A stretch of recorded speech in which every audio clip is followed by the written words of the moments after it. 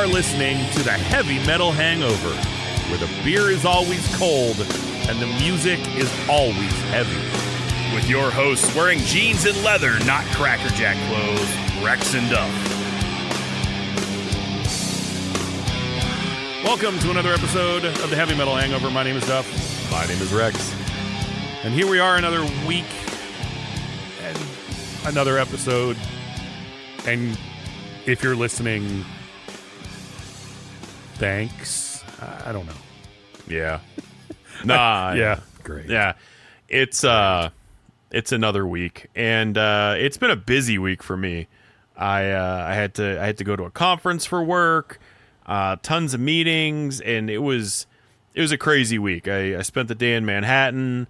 Didn't really do much except for go to a boring tech conference, but it was neat to be back in the city again for the first time in a while.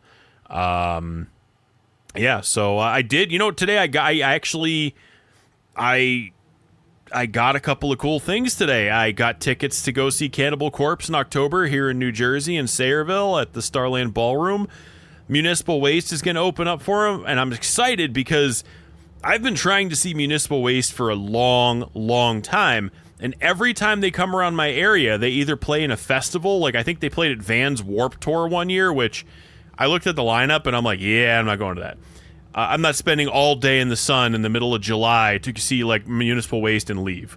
Or they play way out in Brooklyn, and it's just Brooklyn's a pain to get to, and so I'm happy they're going to be here in Jersey, especially playing with Corpse. And Fulci is actually also playing in that show. I'm not familiar with them. I'm sure some of our listeners are like, oh my God, I can't believe you've never heard them. But I will be checking them out. I also got tickets to, my friend actually sent me a Groupon. And he's like, hey, check out this Groupon. And it was like, oh, it's cheap seats to Judas Priest, Alice Cooper, and Corrosion of Conformity. So I said, yeah. And I got tickets to that today, too. So I'm excited. I've got concerts now booked in July, and a couple in August, and a couple in September, all the way into one in October. So they're building up quickly. There's a couple shows I actually just found out about as well. I use that Band in Town app. And I use it too. Yeah, I finally looked. Again, we're not undersigned or paid by them. But it's a handy way. I told my friend about it, and he was like, "You mean there's an app that tells you what's coming around here?" Because, again, I live near New York City, so there's dozens, hundreds, if not hundreds, of music venues in New York City and in New Jersey as well. So I would always find myself basically being like, "Oh crap! This band played 3 nights ago. This band played last week, and I didn't even know." Because it's like impossible to keep track of everything, but this app has helped me. I've been to more shows in the past couple of years thanks to this app that I probably would have just missed. I never would have known even Corpse was playing here unless I happened to find it on their Instagram or, So, but there's a couple more shows coming up. But I'm excited. So, this will be the third time in a year and a half I'm seeing Cannibal Corpse. In October, they overtake Slayer as the band that I've seen the most. So it's kind of crazy, and I'm sure that I'm probably gonna raise that number even more. So it'll be neat to finally see Municipal Waste, to see Priest again, to see Alice Cooper again. I've never seen COC, so that'll be fun too. COC was the first metal band I ever saw live. I realized the first metal concert I went to was a Metallica concert, but Corrosion of Conformity was the opening band, so technically, the first heavy metal band I saw live was Corrosion of Conformity. It was on the Wise Blood tour, if I'm not mistaken. I love that band. I like that. I know I've said this before. Yeah, I know you do. Rex likes it before they were good. So no, I like it when they were crossover and not sludge. Yeah, I know.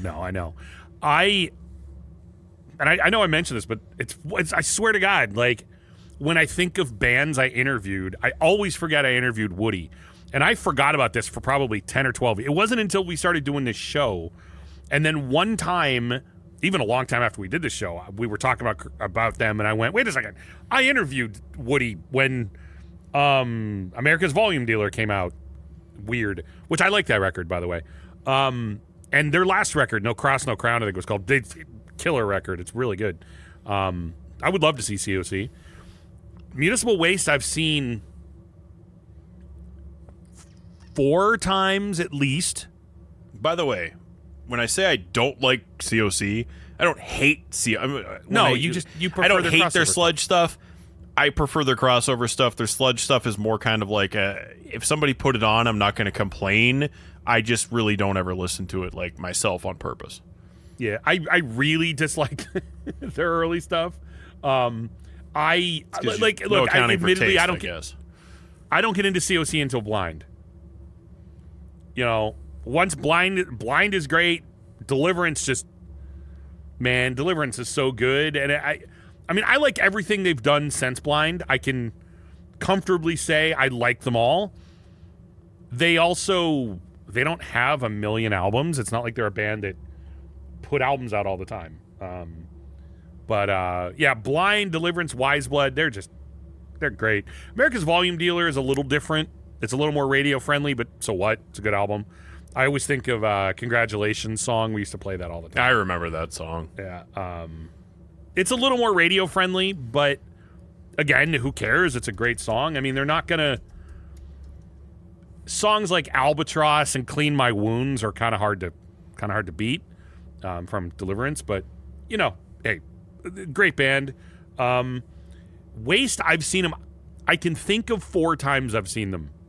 The most recent time I saw them was with Cannibal Corpse. Was it with Cannibal Corpse? Or was it with Napalm Death? I think it was with Napalm Death, but I don't remember. I've seen it with Napalm Death 2 or 3 times. I saw them with Anthrax and Exodus one time. And I know I saw the first time I saw them was at a place in Charlotte, North Carolina called the Milestone. And Rex, I sent you a picture of it. I mean, it is a crap hole little punk rock club. Very reminiscent of the old CBGBs. The place has a ton of history, so it's a really cool club from that perspective. But it is an absolute dump. Like, you don't even want to stand in it, so bad. But I saw them there early on. This is probably 2009. I think it was like 2009. Maybe 2010. But just thinking back to where I was at the time, they're just fun. Municipal Waste is fun. I like their albums. Admittedly, I like them as a live band a lot more than I like listening to them. And that is not a knock on their albums. It's just... I get it. They're fun. Actually, Municipal Waste hits that... They hit something... We talk all the time about how much we miss fun in heavy metal. They are. But they're fun in the way Anthrax was fun in the 80s. They're not fun in the Steel Panther way. Like, they're not a parody. They're not a joke. But they're the party thrash metal band. They're called, basically, that they're a band that is now called Pizza Thrash. Yeah, I was going to say Pizza Thrash. I don't know if that's a... I don't know how much of that term is meant to be an insult. I don't know, but they if you get insulted by the term Pizza Thrash, you're taking it way too seriously. I can't imagine Municipal Waste gets offended. I really don't see them as the kind of band who gets offended. Certainly not by something like that. But dude, they're super fun, and they have so much energy on stage. They're one of those bands, and this is why I really got into them. I admittedly haven't listened to them in a long, long, long time, and I should fix that.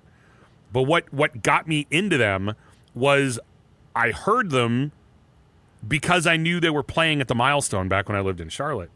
And I was like, man, this band's really cool. Because I was listening to them, and when the band Evil, when they were still on their first album. It's possible that their second record had come out. I'd have to check the years.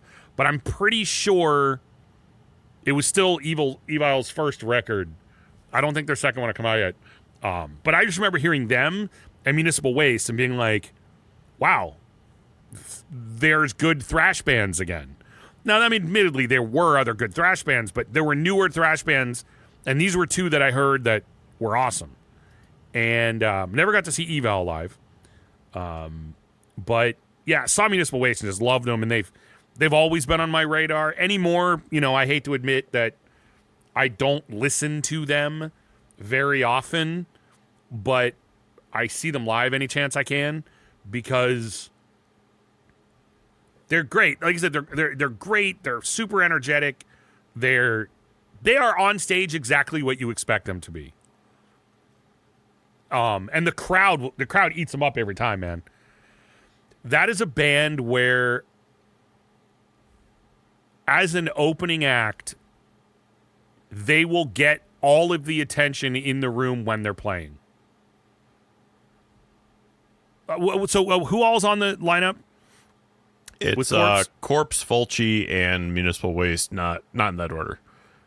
So is Municipal Waste playing before Corpse? Yes. Okay. It'll be interesting. We talked about this a couple weeks ago.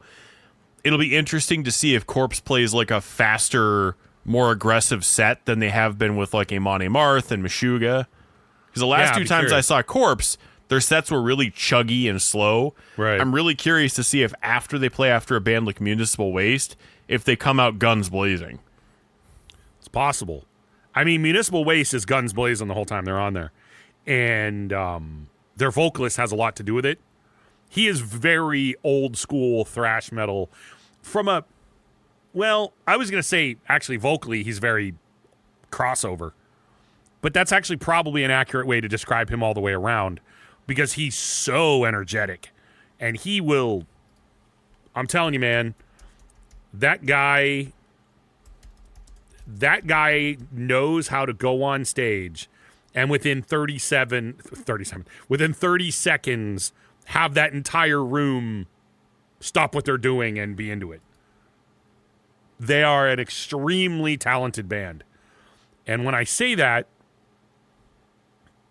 they're good at their instruments. They're very good at playing their music.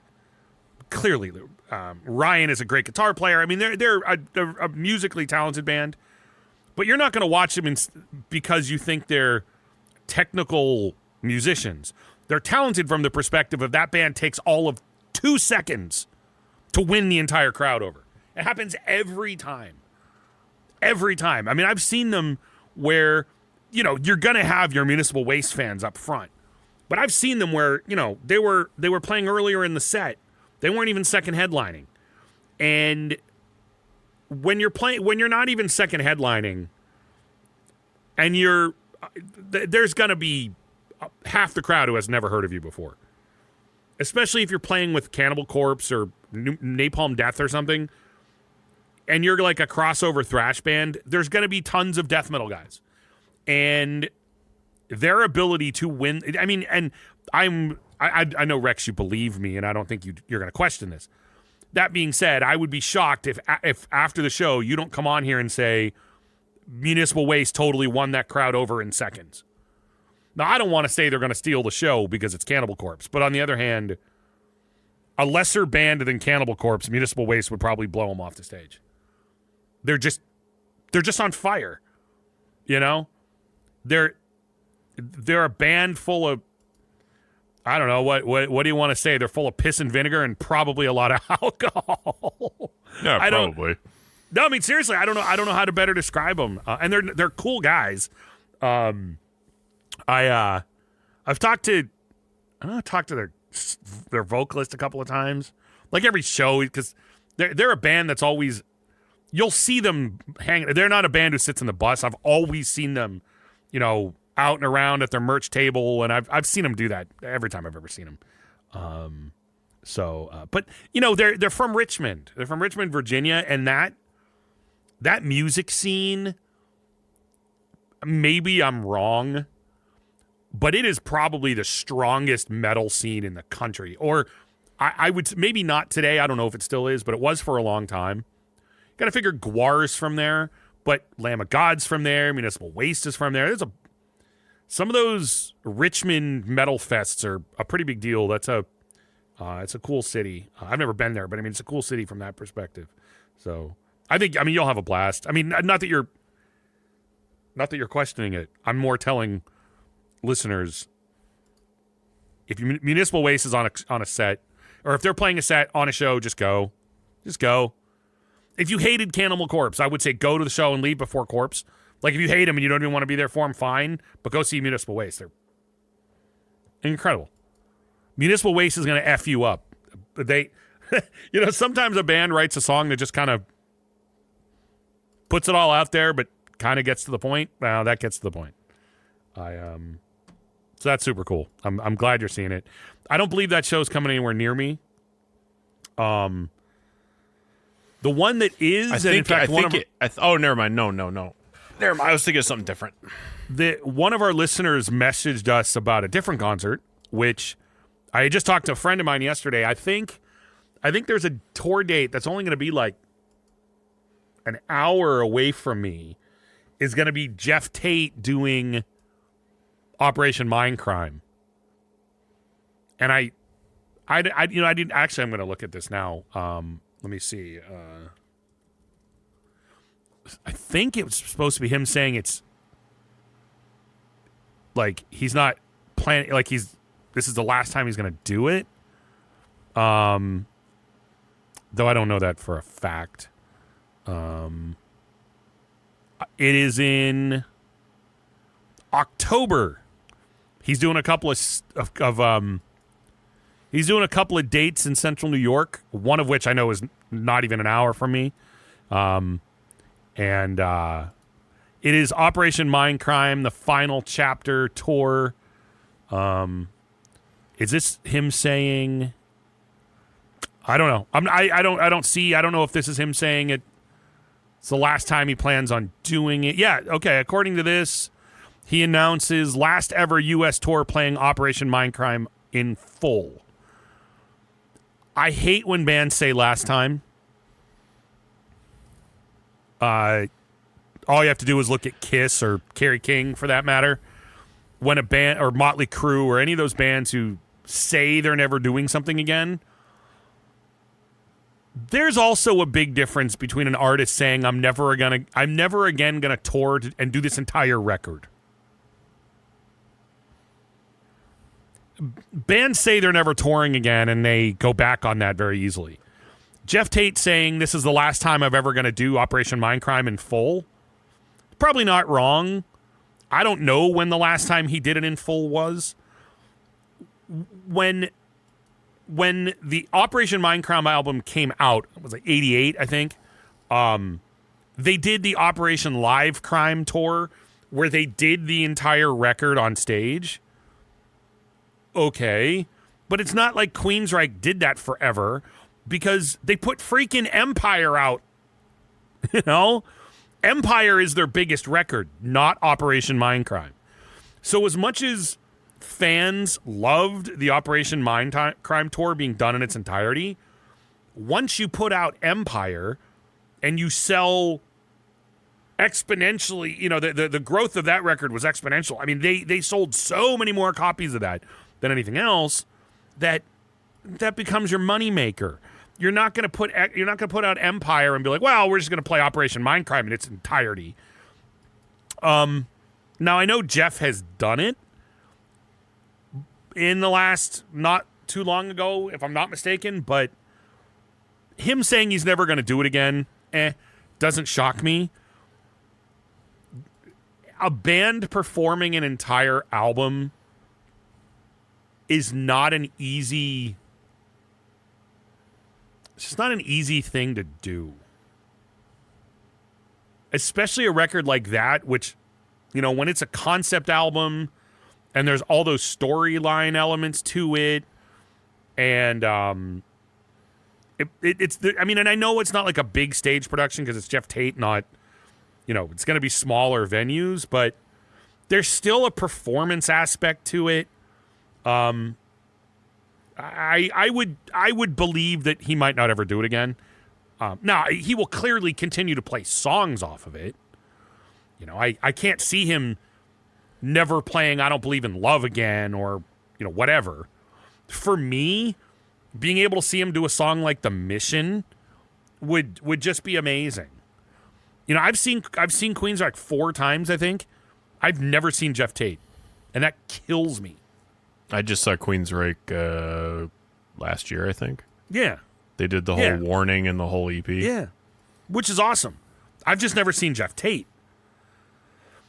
And still a weird-looking guy. yeah, he's always been a weird-looking guy. He's a weird-looking guy with his head shaved, but I actually think he's slightly less of a weird-looking guy than he used to be. Well, because he was just... I don't even know how to His describe hair was it. uncomfortable. Yeah, exactly. That's a good way of describing it. I mean, his hair was uncomfortable on the back of, was it Rage for Order that they all looked like the flock of seagulls? Yeah, I think so. I think it was Rage for Order that Jeff Tate definitely looked like he was on a flock of seagulls. Empire, But- he had like a ponytail mullet. Yeah, it was weird, man. But, you know, some guys, look, not everybody's hair is the same. I realize that, you know. Rex's hair is darker and, you know, thick and curlier, and mine was always like super straight, super fine, you know. So I get it that when you're someone who grows your hair out, that not everyone's is going to look the same, but some people it's just kind of unfortunate. Like, it's kind of like Neil Sean in Journey. Yeah. When his hair was long, he looked like one of the guys in Spaceballs. Yeah, he did. It was ridiculous. I mean, if you don't know what I'm talking about, Google it. But, yeah, Jeff was always uncomfortable looking. He's awkward to watch, like his man. And I'm not like even trying to be insulting. I mean, I'm a huge Queensrÿche fan. I'm a big Jeff Tate fan. And I realize that his voice is not what it used to be. But is anybody surprised by that? I mean, Rex, and I don't want to rehash a conversation we've had before. But how many times have we said no one should expect Wayne Gretzky to be able to still play in the NHL? Of course, he can still skate. But we don't expect him to play in the NHL anymore. Of course, Jeff Tate can still sing. We can't expect him to do it like he used to. No, of course. Now, I will tell you that Jeff sounds really good. I've watched some recent videos on him. He sounds really good. But they tune the guitars down. So what? Well, Rex, let me ask you this as a guitar player or whatever. How do you feel about bands that have been around for a long time playing live in lower tunings than songs they recorded to compensate for a vocalist? I mean, it doesn't bother me because, like, well, it depends. But, Okay, by the look, way, you won't even notice it unless you're watching it on YouTube and analyzing it the next day. Well, anyway. I mean, it depends. I mean, if you're going to talk about they played everything in standard tuning and now they're in B, I mean, like, Well, no. I mean, dropping a half step or even a step, I generally think, you have to understand something. A lot of us Metallica does this, by the way. I mean, lots of bands do. Like a lot of metalheads are musicians, and a lot of us have everything memorized. What was on the album? It may, some people don't pay attention to the fact that "Ride the Lightning" is actually a half step up from standard tuning. It's actually most of the songs on "Ride the Lightning" are an F, whereas a standard guitar is tuned to E, which is a half step lower. Reason for that was because they actually, and this is what I've read, they actually recorded all the tracks at like quarter speed or half speed because they wanted everything to be tight in the recording, and then they sped it up on the tape. They did the same thing for Master of Puppets. The only thing is they corrected the pitch the correct way. So if you try to play along with Ride the Lightning and you tune your guitar to E standard, which is, basically what Metallica was known to play in the 80s, you actually can't match the album. You have to tune it by ear, and you're going to go up higher. So my question is, for the past 40 years, when Metallica played For Whom the Bell Tolls, were they like, what? Did you go to the concert and sit there and go, wait a minute, dude, Ride the Lightning, this doesn't, no. If you were really enjoying the show, and to be honest with you, Pantera, and I don't know if you noticed it. I think you probably noticed this. Zach doesn't retune his guitar for any of the songs. Every video I've seen of Pantera, he's playing the same guitar and the same tuning for all of the songs. I don't know if he goes lower, like if he's playing a C-sharp song, but all of the standard, like all the stuff off Vulgar and Cowboys from Hell, he plays it in like D. He plays it a step lower. Am I mistaken? I don't remember when it was. I want to say it was Far Beyond Driven, but correct me on this, or don't if you don't really know specifically. But Pantera, there were times when Pantera didn't play in proper pitch anyway. Well, Dime never tuned his guitars to pitch. He always... Like 440. They didn't play in 440. They were slightly... Yeah, they were slightly flat. He was in between E and E flat. So, you know, I don't want to get too technical because people who aren't guitar players don't care. He was not in E. So again, it's another one of those situations where if you go to pick up your guitar and you say, oh, Cowboys from Hell, that's in standard, and you hit that E chord or you play the palm mute at the same time as Dime, you're not going to be locked in with him. You're going to be slightly sharp because you're right, he didn't tune to 440. And I forget, Grady was the only person who could answer this. I don't know if they tuned to a different frequency or if he just tuned everything so that instead of the tuner being in the middle, it went off to one side. I don't know. I don't care. He was not on the money, though, as far as tuning goes, as we think of it. You think of a guitar tuned to E at 440, or A440 is actually what it's tuned to, A440. He wasn't tuned to that. Metallica on Ride the Lightning, they were basically tuned, well, they weren't tuned to F, but I think what happened is they played everything in E, and then when they sped up the tape, it obviously raised the pitch of everything.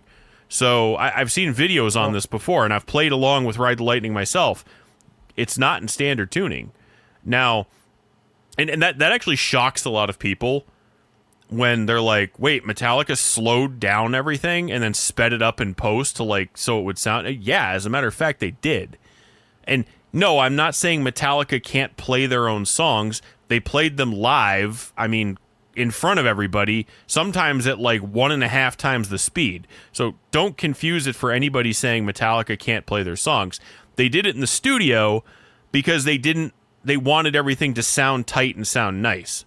There's a lot of things that happen in the studio to make something sound right. Right, like a lot of times one guitar player plays everything except for leads. Except the solos, yeah. Right, except for leads. So Slayer, as far as I am aware, Kerry King actually played everything in the studio. Jeff Hanneman, as I have read, and now Kerry says this, so take it for what it's worth, every Slayer album, Kerry played everything.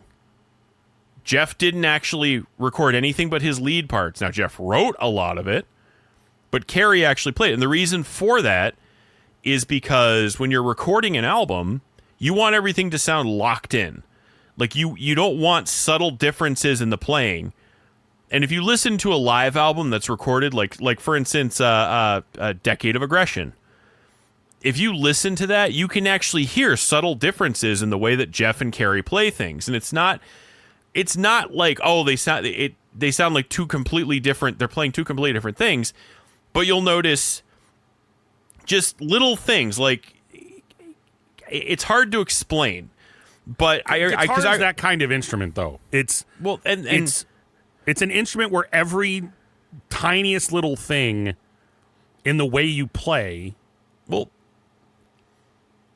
matters. Yeah, I mean, plus the fact when you're playing something live, like Paul Stanley said, when you're playing something live and you screw up, 9 times out of 10, no one's going to notice. I mean, this is pre-cameras on everybody's hands and stuff like that.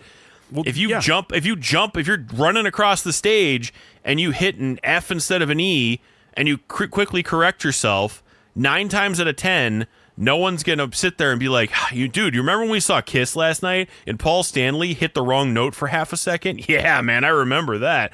Now, that's different than Kerry King getting up and not being able to play his own song at all. Sure. but here's the thing, and you know, this brings up a couple of points. First of all, it brings up the point of if Metallica plays a song a half a step down, okay, if you don't play an instrument, look at a piano and hit a key. A half step is the key directly next to it. It might be a white key, it might be a black key, but the key that's directly next to it, that's a half step. Okay. Jaws. So like doo-doo, doo-doo. Yeah. That's a half step. Right. You know, it's going from the Jaws B to B theme flat. is the difference in terms of notes and a half step. Doo-doo, Right. doo-doo. Yeah, that's a half step, right? Okay. So point I'm getting at is people notice these things because they film the concert and upload it on YouTube the next day, and they can sit down and listen to it that way. You're 99% of the time you don't notice this stuff when you're in the room. Because first of all, it's loud in there. Again, just like you don't notice that a chord wasn't. I mean, giant mistakes are one thing, but you don't notice those unless it's a situation of it sounds bad.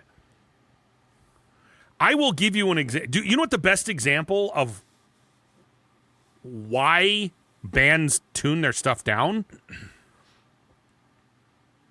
Iron Maiden with Blaze Bayley is the world's greatest example of why bands tune their guitars lower years later, right? Like when Metallica plays a song now and they play it in a lower tuning slightly than they used to because James is older and it's easier for him to sing it if it's a little bit lower. As you get older, your voice gets lower. A great example is Iron Maiden. They absolutely refused to play their guitars in a lower tuning for Blaze Bayley, who has a considerably lower voice than Bruce. When you hear Blaze Bayley playing songs from the X Factor live, they sounded great. But if you want to hear, and look, you can hate on Blaze Bayley all you want to. He is a very talented vocalist. He has a very unique style. He has a unique style. You can't add very before the word unique because that literally is what unique means. Anyway, he has a unique style. He a very talented guy. But if you want to hear how bad it is when you don't tune down when your singer's voice isn't high enough, listen to him singing Fear the Dark. Just look up any video of Blaze Bayley doing Fear of the Dark. There's a video of him doing it in, I want to say it was in South America. Maybe it was in Brazil. It was some giant concert that they did that they professionally filmed, and it's got Blaze on there, and it's like, man, they do Fear of the Dark, and you just want to, like, you almost feel bad for the guy. It's painful. Well, another example of when a band did it was they didn't tune down. Well, another example of when a band did it was Anthrax released their Greater of Two Evils album, and with John Bush, where they record. You know, it was a live, basically a live album, where they re-recorded a bunch of their old stuff with John Bush, and everything was tuned down. I don't know. I think it was a step or a half step, and you could tell. But yeah. But I mean, but again, like it doesn't. It's on a record though. It's easier to tell. Yeah, you could, like, if you listen to AIR on that versus AIR, and I'm not even talking about the singer, just the guitar tracks, AIR and that, you can definitely hear it's tuned down. Now, you know, again, when you're listening to it on an album, you're like, oh, that kind of sounds a little different. Well, and not only that, when you're live, a lot of times I think a lot of times when people hear that live, when guitar players don't or tune down for stuff, I think a lot of times it comes across as, if you generally know anything about guitars, you know that if you're holding a guitar and it's in D, it doesn't just suddenly go to E. I think a lot of times, and what I always assumed when I was younger, before I kind of realized this whole singer thing and everything else, I always assumed, well, they just didn't want to change guitars. So, and does it matter if you play something in E flat or D, or even E flat or C? I mean, C sharp and E flat, maybe. But, like, you know, at the same time, it's like, it sounds a little different, but it's not, like, disturbingly different. Well, I mean, yeah, if you tried playing Iron Maiden in C sharp, you might be like, whoa, this sounds a little jarring. But, you know, if you played Iron Maiden in E flat, unless you put the songs side by side, I don't think you'd be like, whoa, what are they doing? Well, and again, it was like Iron Maiden, the band sounded great staying in their normal tuning, but the vocals do. By the way, do you remember, you probably do, the other half of the Anthrax tuning story? What's funny about it is, you said they put that record out and they had John Bush singing on it and they played everything in a lower tuning. I want to say it was a half step, whatever. Again, for everybody listening, in a slightly lower tuning to compensate for his voice. Well, I know they played in D. I think they played in D on Sound of White Noise. Cool. I don't remember. The funny part of the story is what happened when they got Joey Belladonna back. Do you remember this part? Joey rejoins Anthrax, and they're playing. I don't know if it was they were rehearsing or they were playing, and Joey looks at Scott and he goes, "Why does this just not? I don't know. This just doesn't sound good." He's like, "We're just not. I don't know." And Scott's like, "Oh, well, we're playing in a lower tuning." And Joey's like, "Why? Just tune it in the normal tuning." Scott's like, "You can still sing that?" And Joey's like, "Yes, I can still sing that." So they had to go back up to the normal tuning because Joey's voice is higher. And, well, Joey's also someone who has maintained his voice. Joey's voice still sounds really good. Like, he really, really, really still sounds very good. But that is rare. It is rare when a singer can hold on to their vocals that long. But no, I'll give you another example of what you were saying. The Slowly We Rot by Obituary is often called the heaviest record ever recorded in standard tuning. Yep. Interestingly enough, they don't play it in standard tuning live. No, they play it in D. They play it a full step down, but why do they do it that way? Because, like you said, why would they play one freak? It's the only song they ever play off of that album, by the way. Why would they have to use separate guitars for the one song they play at the end of their set? No, Obituary is also not Metallica. They're not traveling with 16 tractor trailers. They're traveling in a van, so they take one guitar and a backup guitar. They're not going to take, oh, well, I need this guitar for this one song, and I need a backup for that in case I break a string halfway through it. Trevor has a Marshall amp. He has a Rat. So a distortion pedal, a Marshall amp, a tuner, and two guitars. That's it. That's all the guy has. And he is the most straightforward, and he plays a Fender Stratocaster.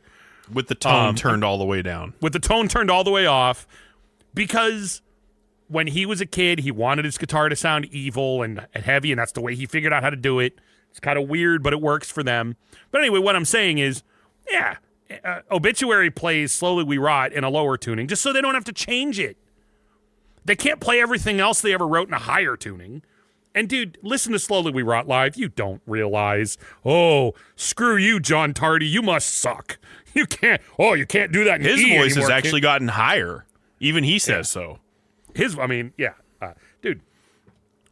King's X plays everything at least a full step down. At least. Because Doug Pinnick is in his 70s. He doesn't look it. But Doug Pinnick is in his early 70s. They play in a considerably lower tuning than they used to. I think, if I'm not mistaken, like King's X is a band who used to use like goofy tunings, and they used to have to bring like 10 guitars with them because their tunings were so wacky.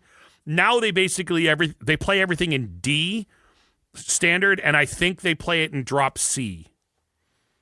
I think. But my point is, everything they do is lower to compensate for Doug's voice. Hell, Doug still sounds like he sings too low for what they do. But, anyway, I don't even know why I got on this subject as much as, it was because of Jeff Tate. I think... Weird-looking Jeff Tate. Yeah, because there's always that conversation of a band using a backing track for backup vocals, or all the little things that bands do to simply just help them sound a little bit better live. And some people get all bent out of shape about some of those. But even some people get all bent out of shape about a band playing in a lower tuning to compensate for a vocalist.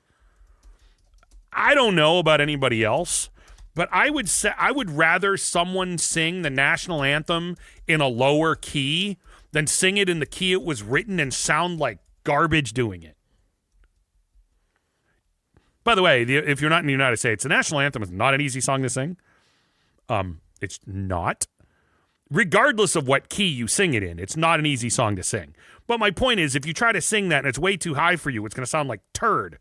So that is not something that I don't think it's cheating. I think it, or anything like that. I think it's doing what you need to do to make your just to make what you're doing sound right. I don't know. I mean, and you got to realize that. I mean, Neil Peart, and I've mentioned this before, but he said it best, that a drummer has the hardest job in a band and the singer has the worst one. Because, when the band stops playing, it's just him and a microphone. And when a band is on tour, it's worst for a vocalist. A guitar player can feel like crap and go on stage. A singer feels like crap, and it can make them incapable of doing their job. A guitar player can go out and get drunk every night of the week on tour. And how? It's harder for a singer. As a guitar player ages, barring, any arthritis or anything like that. barring arthritis, and I realize things happen. But as guitar players get older, yes, I realize to a certain extent, but look at Keith Richards. Well, yeah, but maybe that's why conventional weapons can't kill him. But the point I'm getting at is a 20-year-old guitar player versus a 40-year-old guitar player. That 40-year-old guitar player who's been playing this entire time is not going to say, man, I just can't play half of what I used to be able to because I'm an old man.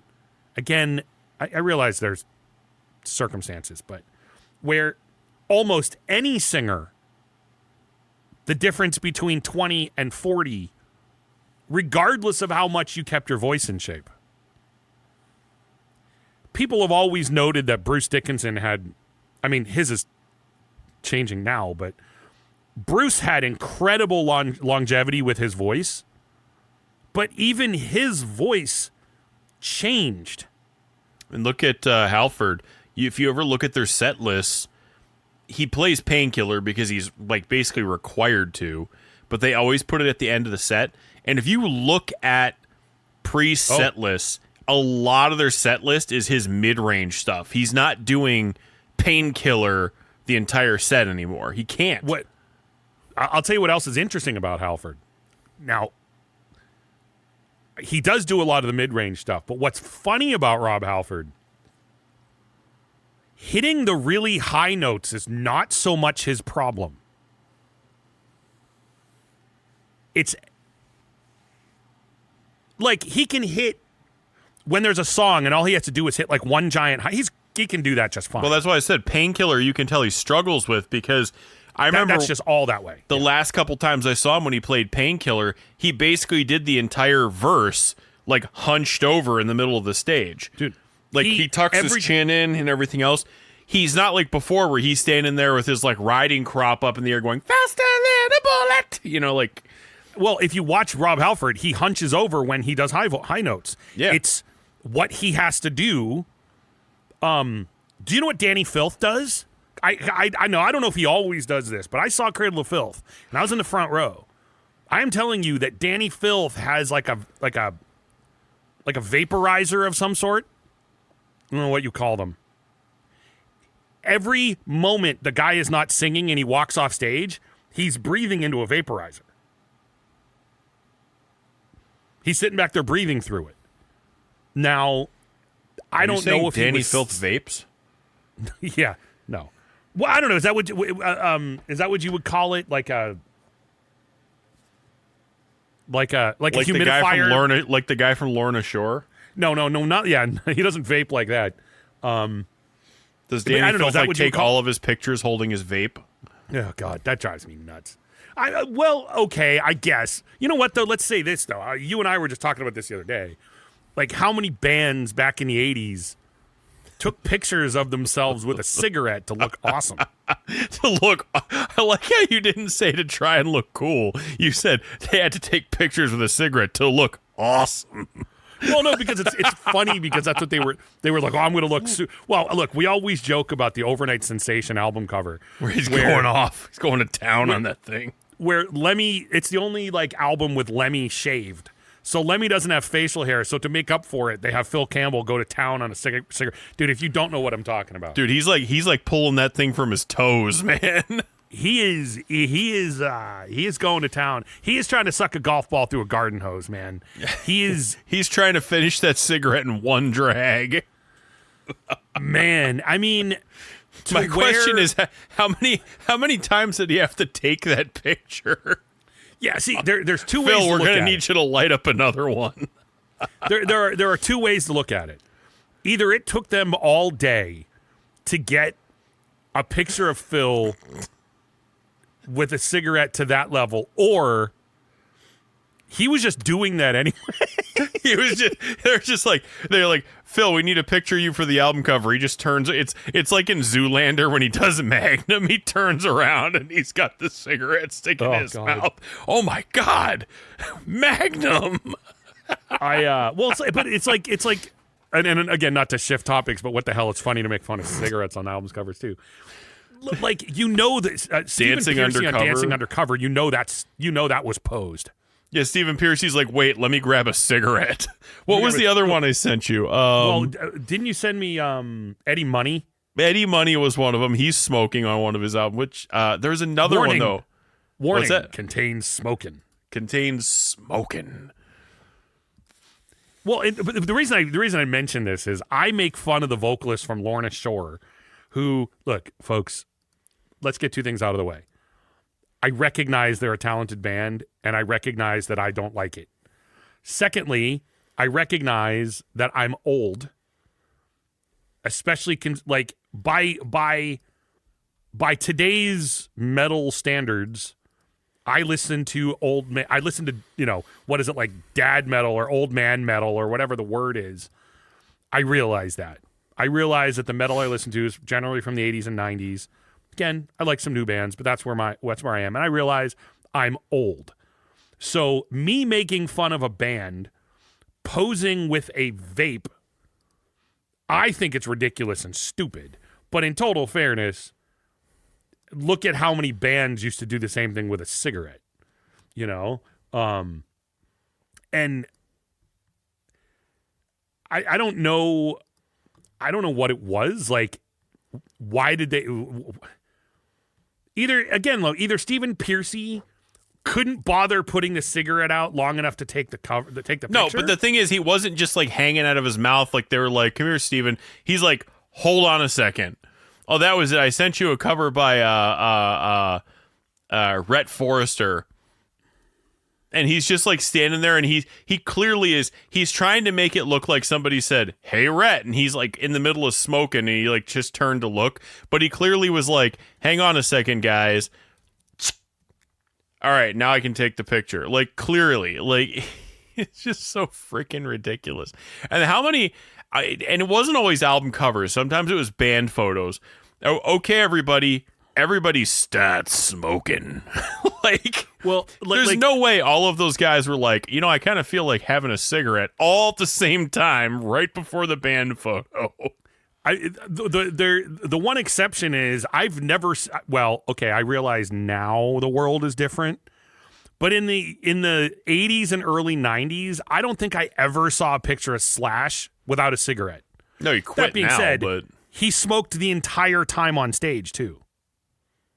The guy had a cigarette hanging out of his mouth the entire time he's playing on stage. Yep. I realize things are different now, but I mean, there was a really good chance that if they were taking a picture of Slash, he had a cigarette on him. So it didn't matter what the photo was. Dude, I always think of that photo, though, on Appetite for Destruction. Back out. Isn't it Appetite for Destruction? Hold on. I don't know. Where it's the picture. Yeah, it is. The picture on the back of Appetite for Destruction where they're all sitting there just drunk.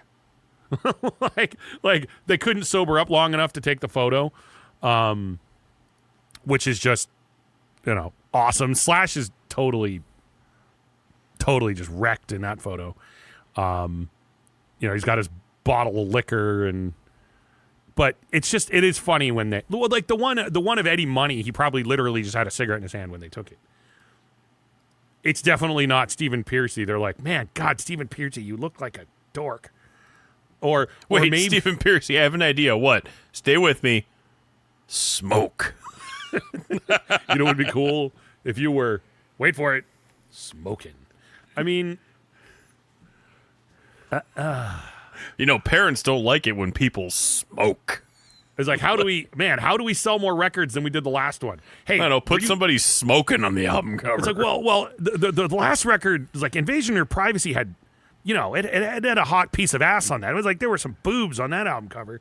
They're covered up, but let's be fair, there were boobies on that album cover. We can't put your guys' face on the album cover with booby. Why do we smoke? Steve, what? Smoke. Can you imagine? Can you imagine like all the record like it was as if it was like record executives sitting around talking about, well, what are we going to do with the next Rat album? Someone goes, oh, we should have them smoking, and then they have a committee vote on it. Do you think smoking sells more album covers or albums? You think smoking sells more albums? Oh God, it's just. Well, I mean, back then that was like the rebellious thing. Like it was, oh look, I'm smoking, I'm a badass. Like that was. It was that. And then what's funny is, again, 80s, early 90s, that was absolutely certainly the case, and then 90s, especially mid to late 90s, if you wanted to be a badass musician, you smoked weed. Like, look how cool Pantera were because they smoked weed. Smoke weed! Like, they were super rebellious because they were smoking weed. I mean, now it's legal in half the country.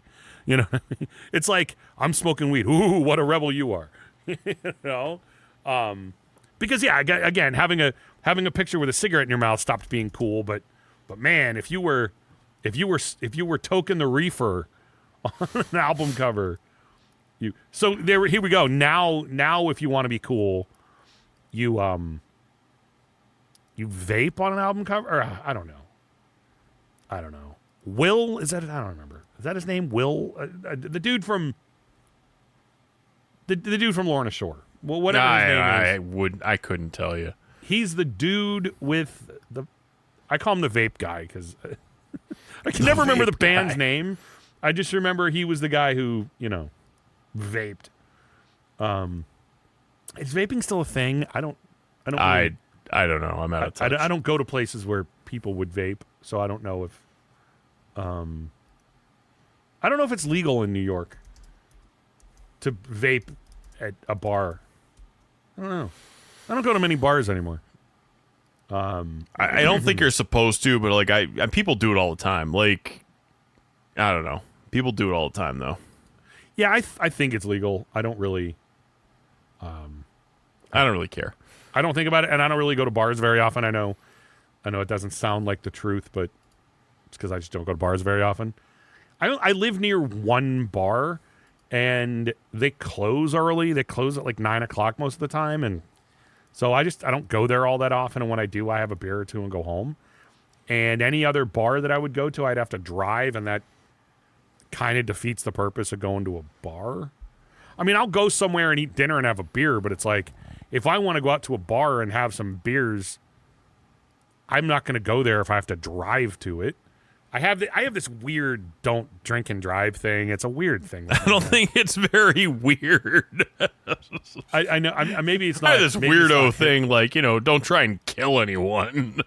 Yeah, well, I don't know. It's it would be super metal if you did. No, not. I don't think any metalhead thinks, "Oh, dude, you know what's metal? What? Killing people, like killing people while intoxicated." Like, yeah. Well, yeah, and if you know, want, it's if you awesome. want What? Drinking and driving. Like, no, it's not.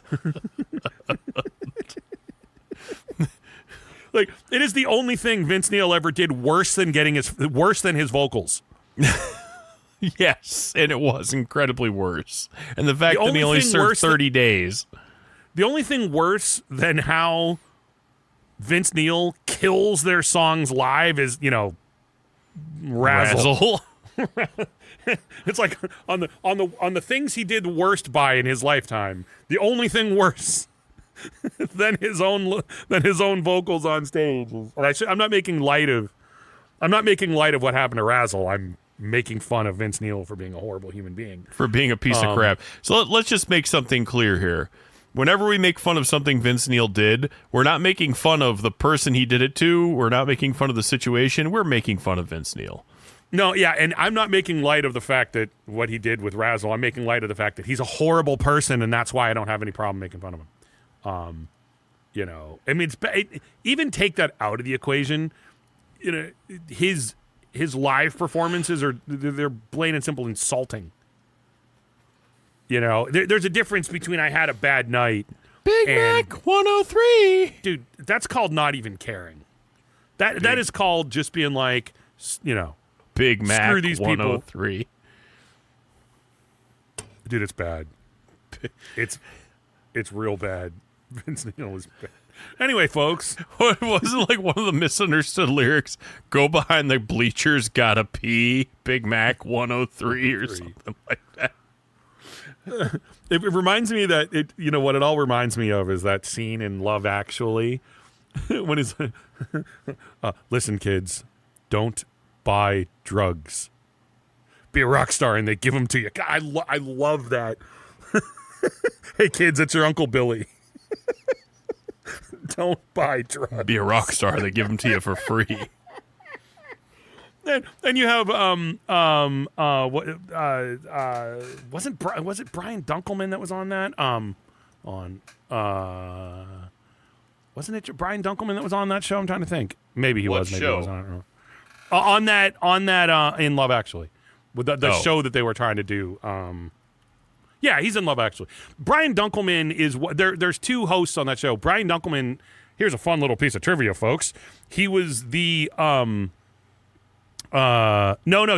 wasn't in it. Never mind. Because I was going to say Brian Dunkelman was the guy that was the original host of American Idol. The American Idol originally had two hosts, and Brian was the other one. I couldn't remember if he was in Love Actually or not. He's not. He was in something else though.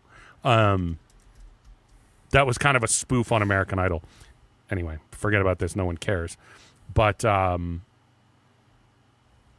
anyway, no, I Love Actually is one of my favorite movies, and I don't care. Anybody who wants to give me crap about it, if you want to give me crap about it, you are.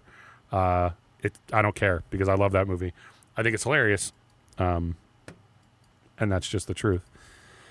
But again, how many times have we said this? That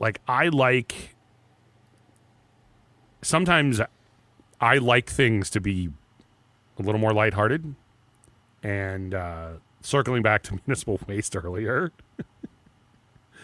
Sometimes you need a good laugh. I don't claim to be a huge fan of romantic comedies, but Love Actually is a great one.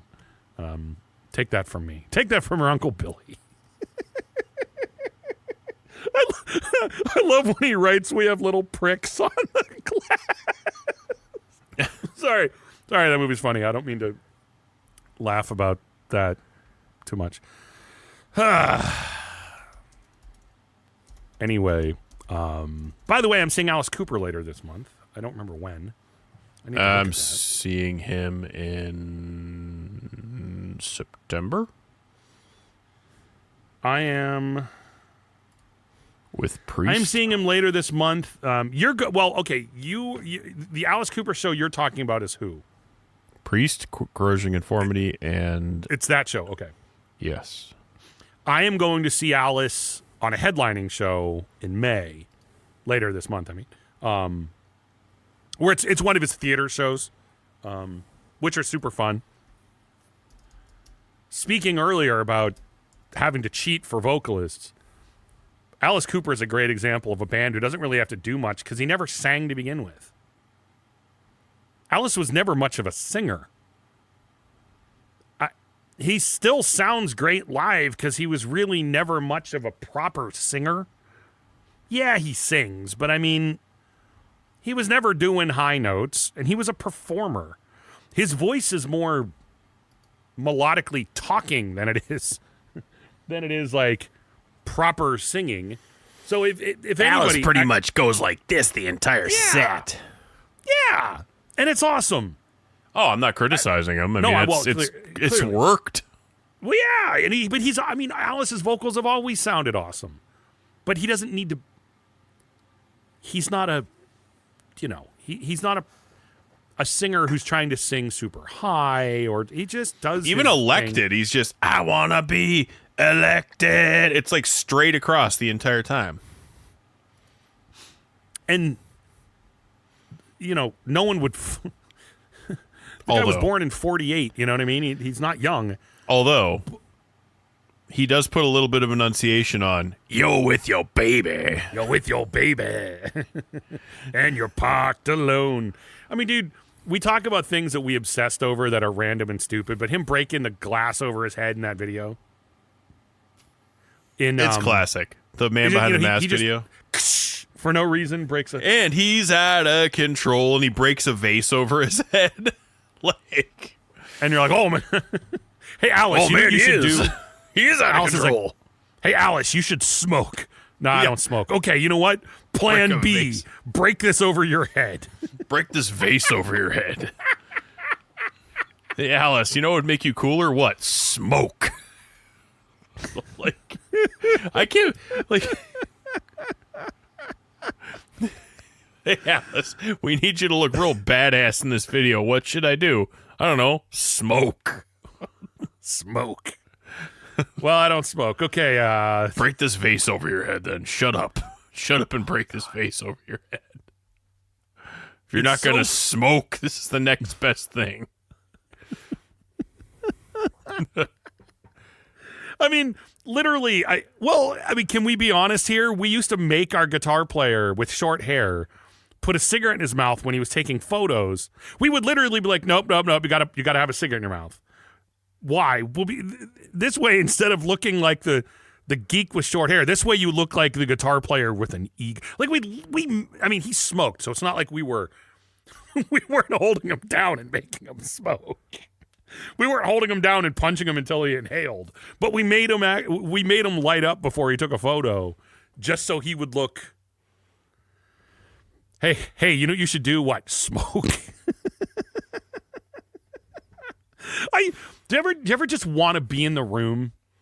Like, you want to be a fly on the wall when some conversations happen. Like, do you want to know one that I would have loved to have been?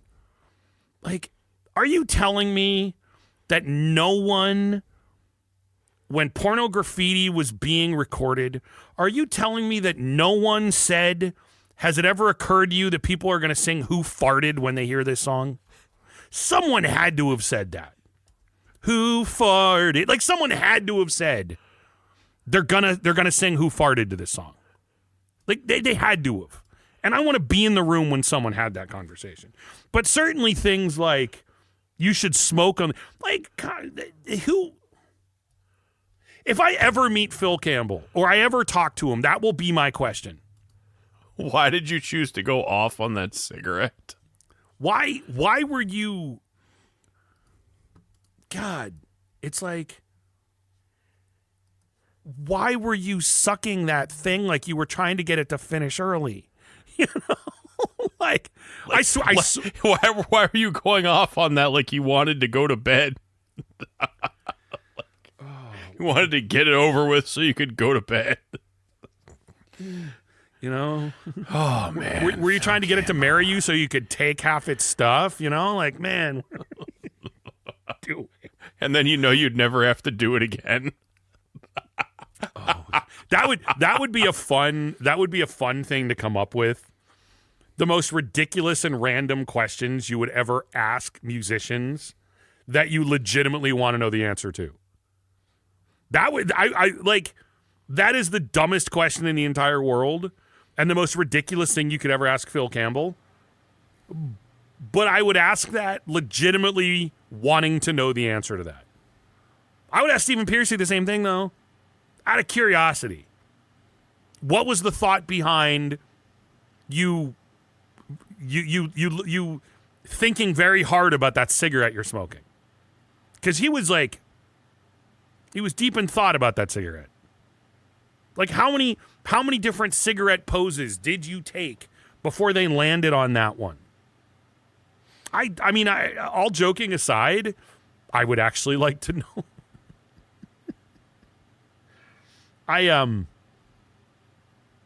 It's fun. I mean, I would have to actually sit down and think about it, but the number of random questions why did you wear that? I'm trying to think of any other bands where I would want to ask somebody, and of course they're not going to know the answer to that. Phil's probably not even going to remember what you're talking about. Oh yeah, I don't know. Do you ever notice, by the way? It's funny how much guys in bands don't remember. Because guys in bands don't obsess over things the way the fans do. And that's the funny thing. You know what scene I always think about? The scene in Rockstar where the two cover bands come face to face and they're like, that's not even the right jacket. But he had blue highlights and green flames on that jacket during that tour. So yeah, I'm thinking to myself, the singer of the band, what color were the flames on your jacket? I don't freaking know. That's honestly, it's amazing to me, and because I actually thought about this. What was it? It reminds me of Star Trek fans. How when they'd ask in episode, they'd ask William Shatner in episode 14, you pushed a button and it, made the Enterprise view screen turn off, and in episode 18 you press the same button and it made the ship turn around or something. Can you explain that? And William Shatner's like, get a life. It's like that Saturday Night Live skit he did. He's like, get a life. Have you ever even kissed a girl? It's just I mean seriously, I know you and I obsess about these things, but the thing is, We've never obsessed about any of this stuff to the point of where we'd be like, dude, Phil Campbell, on the cover of Overnight Sensation, I noticed you're smoking. What made you take that exact facial expression like you're going to town on that thing? He'd probably be like, well, I was smoking, and it seemed like a good idea at the time. I mean, I would ask him that if, it was for the show because it's amusing. But I mean, Duff, I happened to be smoking at the time.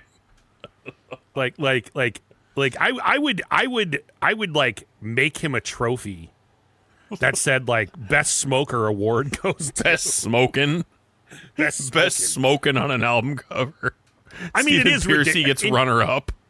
In fairness, it is ridiculous. I mean, it is a little ridiculous. It's not. He's not kind of smoke. If you don't know what I'm talking about, look at it. Look at the cover to Overnight Sensation by Motorhead. Mickey D and Lemmy are all just super serious, and Phil's like, Phil's like, ooh. I mean, it's I can almost hear him going, pulling the life out of that thing. I mean. And it's in the center of his mouth. It's not casually smoking that. He's smoking with purpose. Yeah. Well, that's why I said it's got to be. It's they handed him 20 photos of which one you want. Oh, that one. Why? Because I'm smoking. Do you know what makes me laugh about this whole conversation? This is a conversation that would only happen on this show, having a 20-minute conversation about Phil Campbell smoking on the cover of Overnight Sensation. So if you've made it this far into this discussion, congratulations. You will not get this kind of coverage anywhere else. There's not an ounce of fat on this one. Well, it's also funny too, because there's plenty of bands and plenty of people in bands. And by the way, I don't just mean the guys that the hired guys that are along for the ride. There are bands that are like someone like Lars, who is obsessively in control of everything they do. And but a lot of the guys in bands are like, look, man, I play the record, I write the songs, I go on tour. None of that, I leave that, the rest of the stuff is just left up to other people. No, I didn't sit down and pick out of 1,000 photos. They took some pictures and they picked one. Well, like, look at Twisted Sister, for example. Excuse me. Twisted Sister is a great example of an album cover if you look at the album cover to Stay Hungry. I'm going to paraphrase the story. I don't remember it exactly. The only reason it's only Dee Snider on the album cover is because the rest of the band just left. Like, I don't remember what was going on, but the rest of the band was like, we're just going to go home. And Dee stayed. And so they took a bunch of pictures of Dee because the band wasn't there. And that's why Dee's on the cover of the album and not the rest of the band. Okay, I realize that that's just kind of how that worked out. But there are bands that have, they don't, a lot of that stuff, they just don't care. And it's not, maybe don't care as in like they don't sweat the details like that. I mean, you have a band like Exodus who had nothing but terrible album covers for. Exodus is the heavy metal Deep Purple, though. Like, Deep Purple is a band with an entire discography of terrible album covers. Exodus is a band with a history of terrible album covers. And, of course, the funny story is Force of Habit was the album cover that they spent a ton of money on because they finally wanted a good album cover, and it's the worst one they had. Like, the cover of Force of Habit is terrible. It's terrible.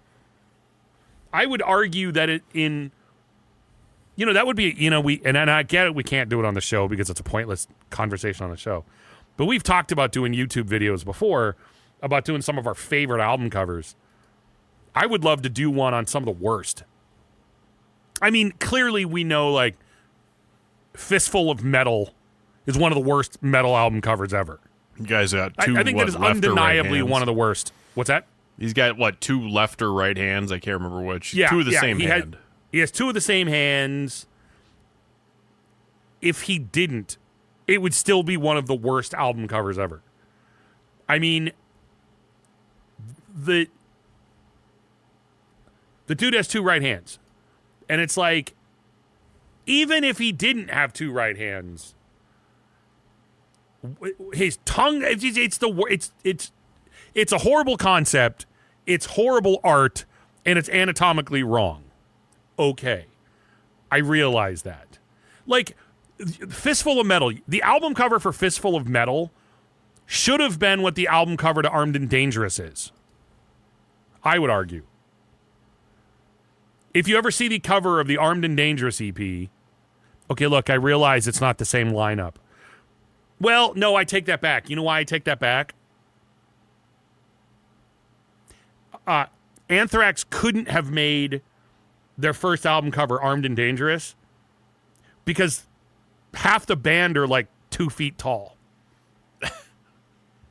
At least on Armed and Dangerous, the entire band is short. If they tried to do it on the first record, they'd have 2 really tall guys and 3 that make AC/DC look big. You know what I mean? Like, come on, they were the only band ever to fire a bass player because he was tall.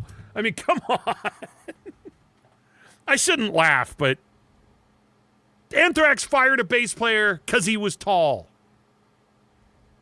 That is a true story. If you don't know that, Neil Turbin felt threatened by the fact that another band member was taller than him. It's the dumbest story ever. But in fairness, when you have a bass player who's like 6'4" and the rest of the band are barely 5 feet tall, it does look kind of weird. Again, doesn't matter. I mean, there's plenty of that album covers that are just kind of abstract and don't make any sense, but most of them are not, at least not ridiculously bad. Now, back of the album cover, nothing will ever beat Cold Lake. I'm sorry. I'm not trying to make this about album covers, but the back cover to Cold Lake is probably the greatest album by Celtic Frost, or by Celtic Frost, excuse me. That's just because that album cover is how you wish you could have dressed in the 80s. You would have totally been the drummer on that album. If you have never seen the back cover to Cold Lake, man, the drummer's pants are just hilarious. That would have been you. If that would have been you circa 80 something. Again, it's worse than Jeff LaBar on the cover of Night Songs. Honestly, like that, you can't tell me for a second that would not have been you. Well, I know. Yeah, but you know what? Leave it up to bands of that era that the most ridiculous is usually the drummer. But no, his pants are like 6 sizes too long for him, so they're unzipped, but he has suspenders that pull him all the way up, so they're still hiding his junk, but they're hiding it's the dumbest thing. It would have been how you would have dressed in the 80s. Oh, man. You would have been like easy access. It's just, man, some things are funny. Some things I know. By the way, I know this episode makes no sense whatsoever. Kurt Victor Bryant, your hero. Oh man. Well, I like how Tom Warrior went by Thomas Gabriel on that album too. Oh yeah, I know. Tom G. Warrior. I always think of what did they say? I think on Cause of Death they call him Tom T.G. Warrior. If I'm not mistaken, that's how they quote him on that one instead of Tom G. Warrior. But again, like it's a fight between his pants on the back of Cold Lake and Jeff LaBar on the cover of Night Songs. And it would have been boots. Cold Lake. It would. I'm sorry to say. Like no, I take that back. You know what? I take that back. Your day to day would have been Night Songs. Your going to the bar would have been Cold Lake. Oh, man. I mean, if you take Jeff LaBar's boots from Night Songs and combine it with the pants from... Well, I have to assume that guy's wearing boots like that. There is just no woman that wouldn't have just been all over him. There wouldn't have been a dry seat in the house. It would have been one of those, like 40% of the time it works 100% of the time kind of outfits. Wait, I got to look up the Tom Arnold quote from Dead Ant, which you need to see that movie if you haven't seen it. There's a quote. I'm gonna try and find it, but it's like the best quote. Here it is. Phaedra here gonna rip a solo at that festival that make your panties roll down your legs, walk across the floor, and fold in the corner. You said who'd you say that? So in the movie Dead Ant's effectively it's a movie, and you would actually really like it. Tom Arnold plays the manager of a glam metal band. I think Sean Astin's in it too. I think Sean Astin's in it too. And effectively, he probably improvised that too, because Tom Arnold's that way. But I guess they get their tour bus breaks down and they fight mutant ants. Like there's like I don't know, I haven't seen it in years. I just remember thinking it was freaking hilarious. It's a comedy. It's like a horror sci-fi comedy, and it's just the funniest thing ever. I always love that. Make your panties roll down their legs, walk across the floor, and fold in the corner. That sounds like something you would say. It's not even that old of a movie. It came out in 2017. Yeah. No, I just remember watching it and saying, like, I thought it was going to be dumb. Dude, and I just remember saying, Busey's in it too. Yes, it's a hilarious movie. I wonder if it's streaming. Now I kind of want to watch it. It's hilarious. Like, it's actually really cool. If I remember, that explains to me why I didn't see it. Because if it came out in 2017, I used to be pretty well versed in movies, but movies that come out in the last 10 years, I'm generally not. I will absolutely watch this tonight. I found that by accident. It's hilarious. So is this definitely like a metal movie? I mean, it's about a glam metal band. It is about a heavy metal band. Yeah, I mean, it's when they're invited to Coachella. Oh my God, that's funny. Yeah, it's hilarious. Like, I mean, it's hilarious. I mean, it's a really funny movie. If it's one of those movies where I actually, you know what? I'm going to buy this thing. I keep forgetting. Like, I'm going to see if it's for sale because I want to actually buy it. Because I just remember, like, I watched it years ago, and it's only $9.99 on Blu-ray. I'm going to pick that thing up. I just remember watching it and like laughing like my ass off. And I remember I sent you that quote, and I was like, dude, this sounds like something you would say. Your panties are going to roll down their legs, walk across the floor, and fold neatly in the corner. I was like, that's such a you line. No, it absolutely is. And I would be...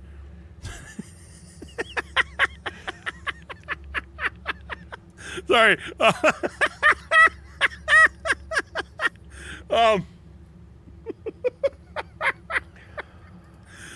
You know, I'm assuming I can say this, but you know what Tom Arnold's best line in his entire career is?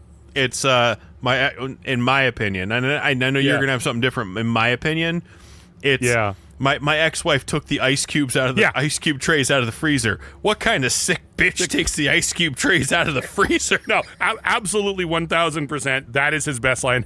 What kind of sick bitch takes the ice cube trays out of the freezer? I mean, it's the kind of line that only Tom Arnold would say. And he probably improv'd it, although I don't know.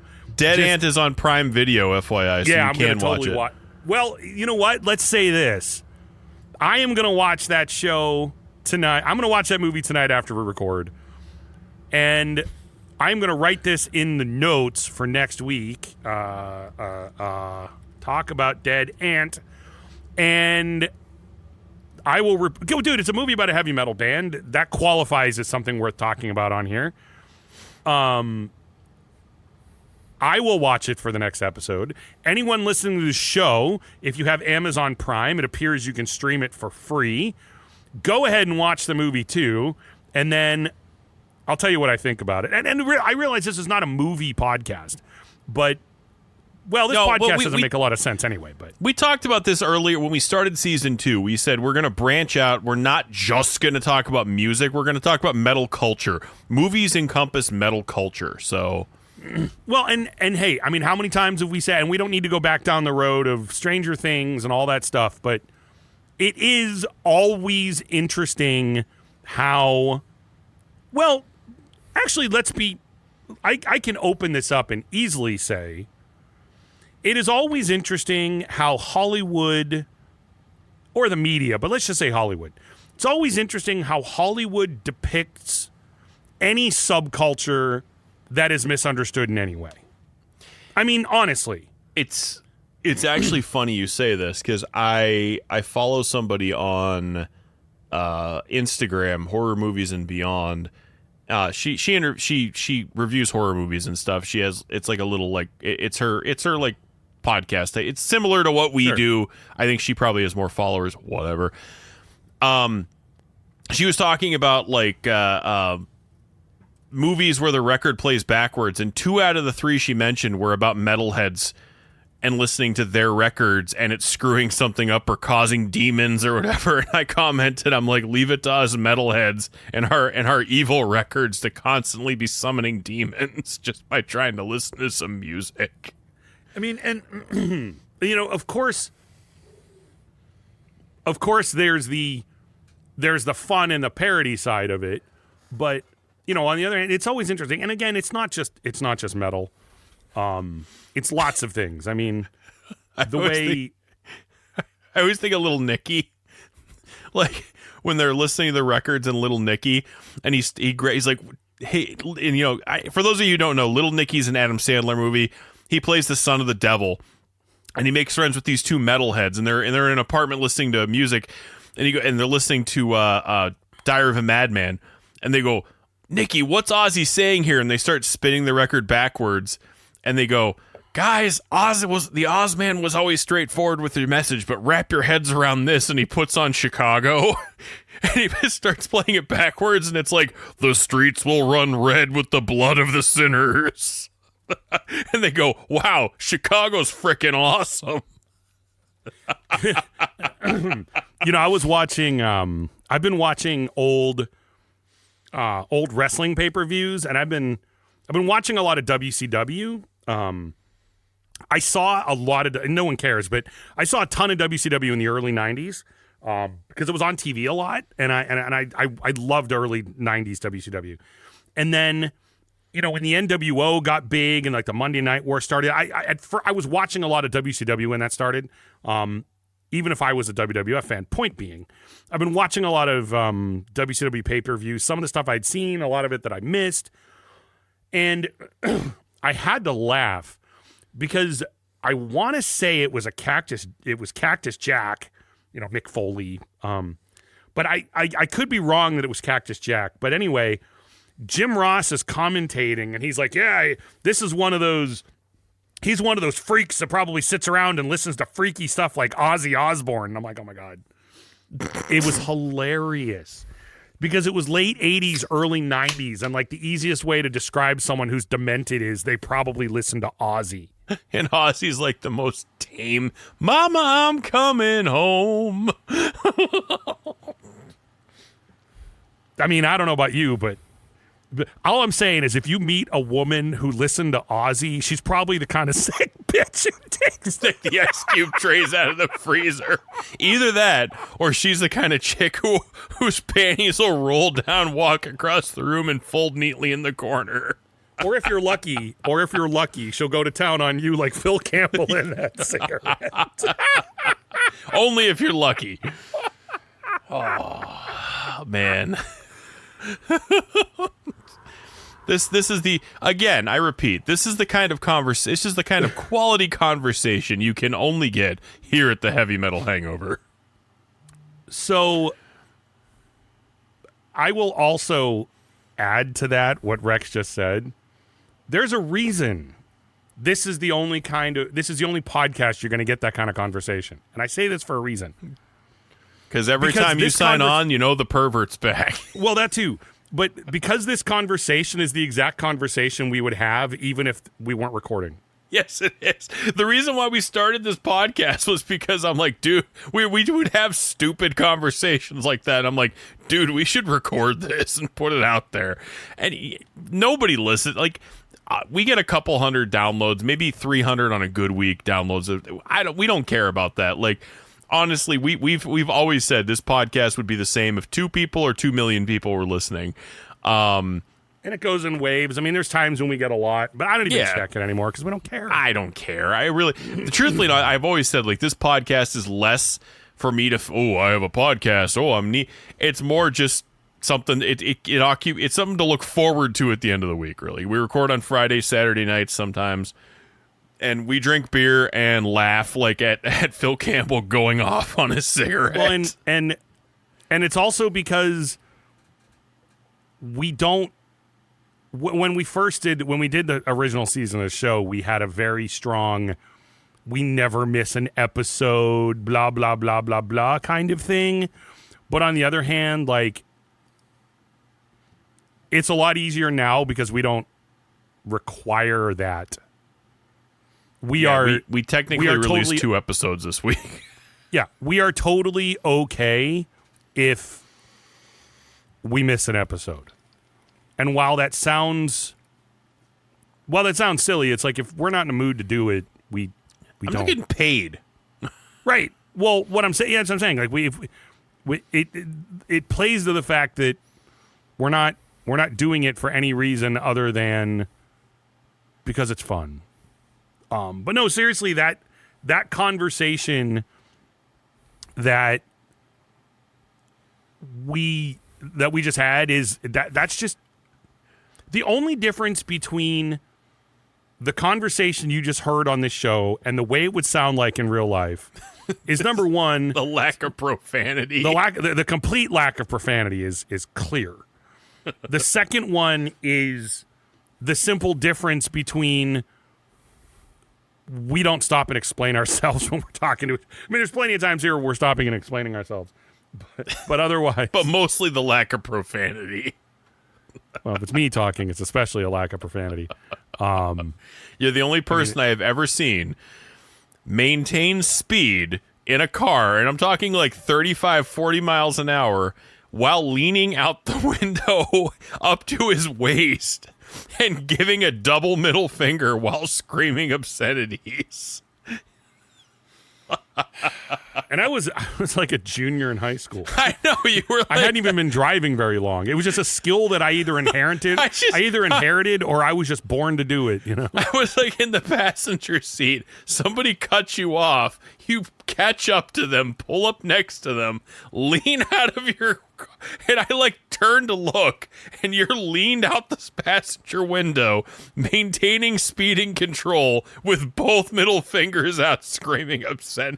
Like the person probably was just like, I'd like to be upset, but my God, is that majestic? And you know, I need to clarify too. You have to add this to the equation. I was driving at speed, maintaining control of the vehicle, while both of my middle fingers were out the window, and I was swearing. But you also need to add, most likely in a very creative way. I was probably making up profanity as I was doing it. Combo breaker. It was it wasn't even just what I was making up. It was creative use of, you know, colorful, I think is the term. I wove a tapestry of obscenities. I mean, I remember in high school, you and I would sit in the back of the room. I'd be sitting there reading album liner notes, and you'd be doing like swear word combos in your notebook. And writing them, too. I'm like, okay, I got some here. And then you'd just see, nah, I need to scratch it out. That's not up to my standards. It's borderline. It's borderline ridiculous. I mean, I was born with a few things, you know. A love for boobs and swearing is basically the best way to sum it up. Basically, the way to sum it up. I don't know. So you know what? Why don't we? We're about an hour and a half into the episode. Why don't we close? And I think we're kind of running dry on this topic. Totally so why don't we do one of those choose things? Go for it. I don't have any. I gotta find. So if you got one queued up, we can do it. I found one. I lost the folder for a hot second. Let me see here. Okay, you know what? That one's okay. We did this one already. Whoops. Okay, that one's done. Okay, I must have saved that already. I'm finding one that might be challenging for you.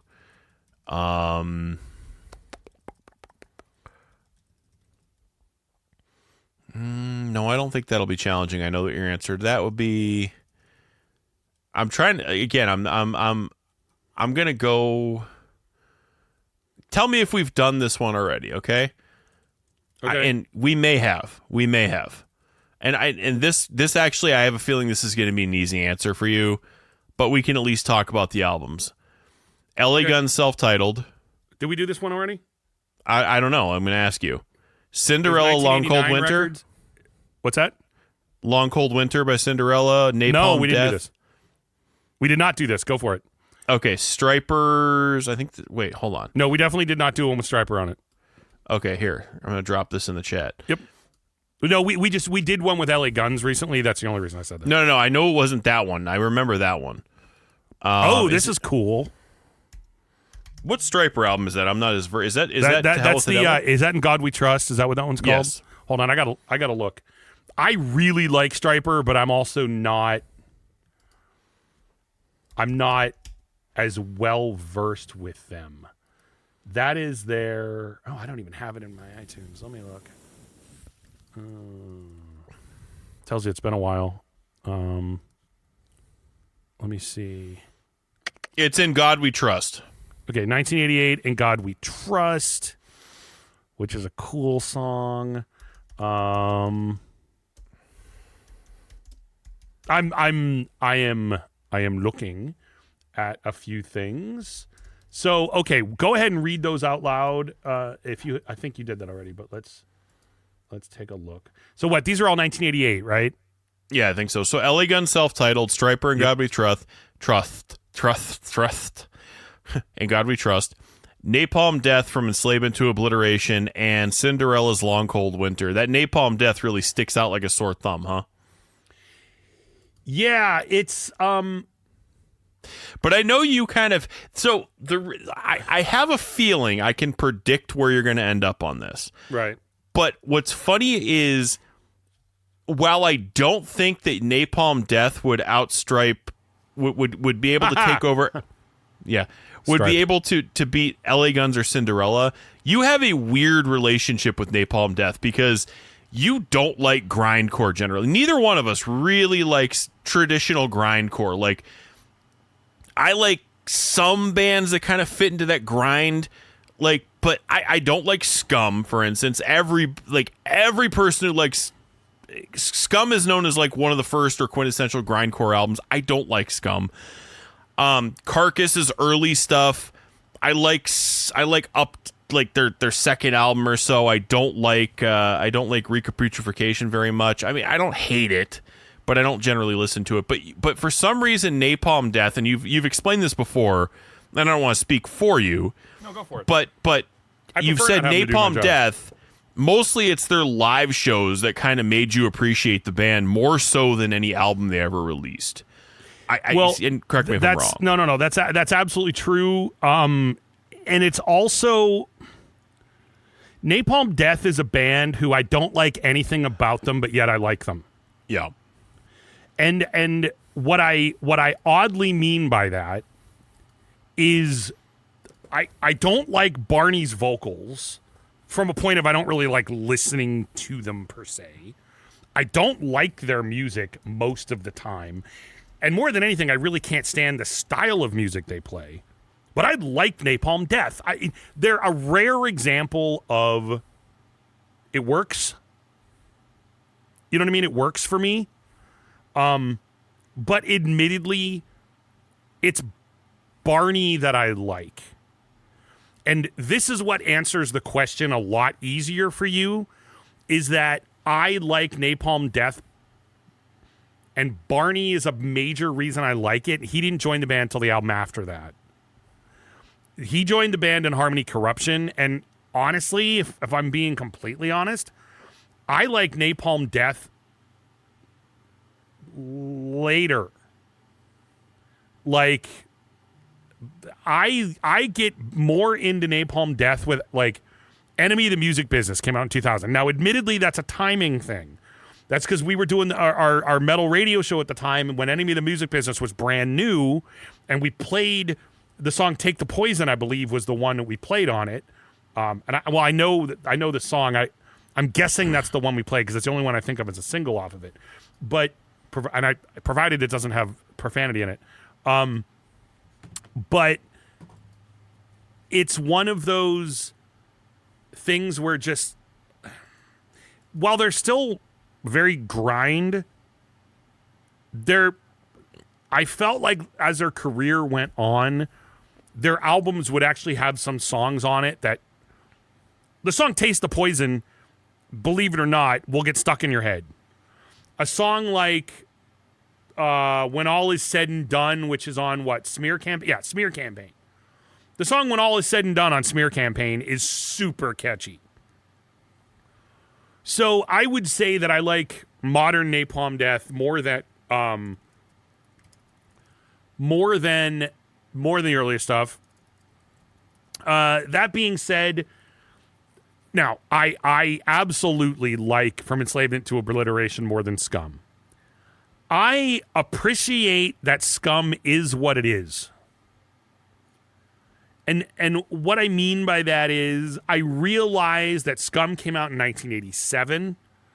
I realize it was groundbreaking. I mean, the album cover didn't look like anything else. It didn't sound like... I mean, I think of that multinational corporation, that first track on it, which I think it's stupid, but, I totally get it. I think, the fact that they had songs that were a couple of seconds long, Like, I realized that everything about that album was just unlike anything anybody had ever heard. And that's super cool. It's not for me. I don't like it. I can appreciate it. I think, again, as someone who's not into that style of music, I think Enslavement is a I don't know if it's a, I would even go as far as to say it's a better album. Maybe it's not as important, but I think it's a great album. Harmony Corruption, though, I've become a bigger fan of theirs. The first LA Guns record, I talked about this last week. I hadn't actually listened to it in a long time. So after, was it last week or the week before that we had LA Guns in it? So I sat down and I listened to the first LA Guns record again. And I got to tell you, man, it was awesome. I don't know when the last time you listened to it was. When I bought the cassette, like maybe about 4 months ago. It was one of those, like, first of all, it brought me back, and I hadn't listened to it in a long time. It was also a great refresher on how good the album is. The first LA Guns record is really good. Their second one is the one people... It's funny, the album cover of the first one is the one people recognize, but the second one is the one with songs on it people think of. But, I mean, their biggest songs are on their second record, not the first one. I do love it. Like I said, I like the Napalm Death record. The Stryper album, my problem with Stryper is I really like that band and I really like their albums from that era. But To Hell with the Devil is the only one that sticks out in my head to where I feel like I can differentiate it in my head. What I mean by that is this is a weird way of putting this. There are some bands who I love, but a lot of their stuff just gets kind of blended together in my head. I don't care how ridiculous this sounds or how many people's panties are going to get in a bunch over this statement. Almost anything that Overkill put out in the 80s blends together in my head.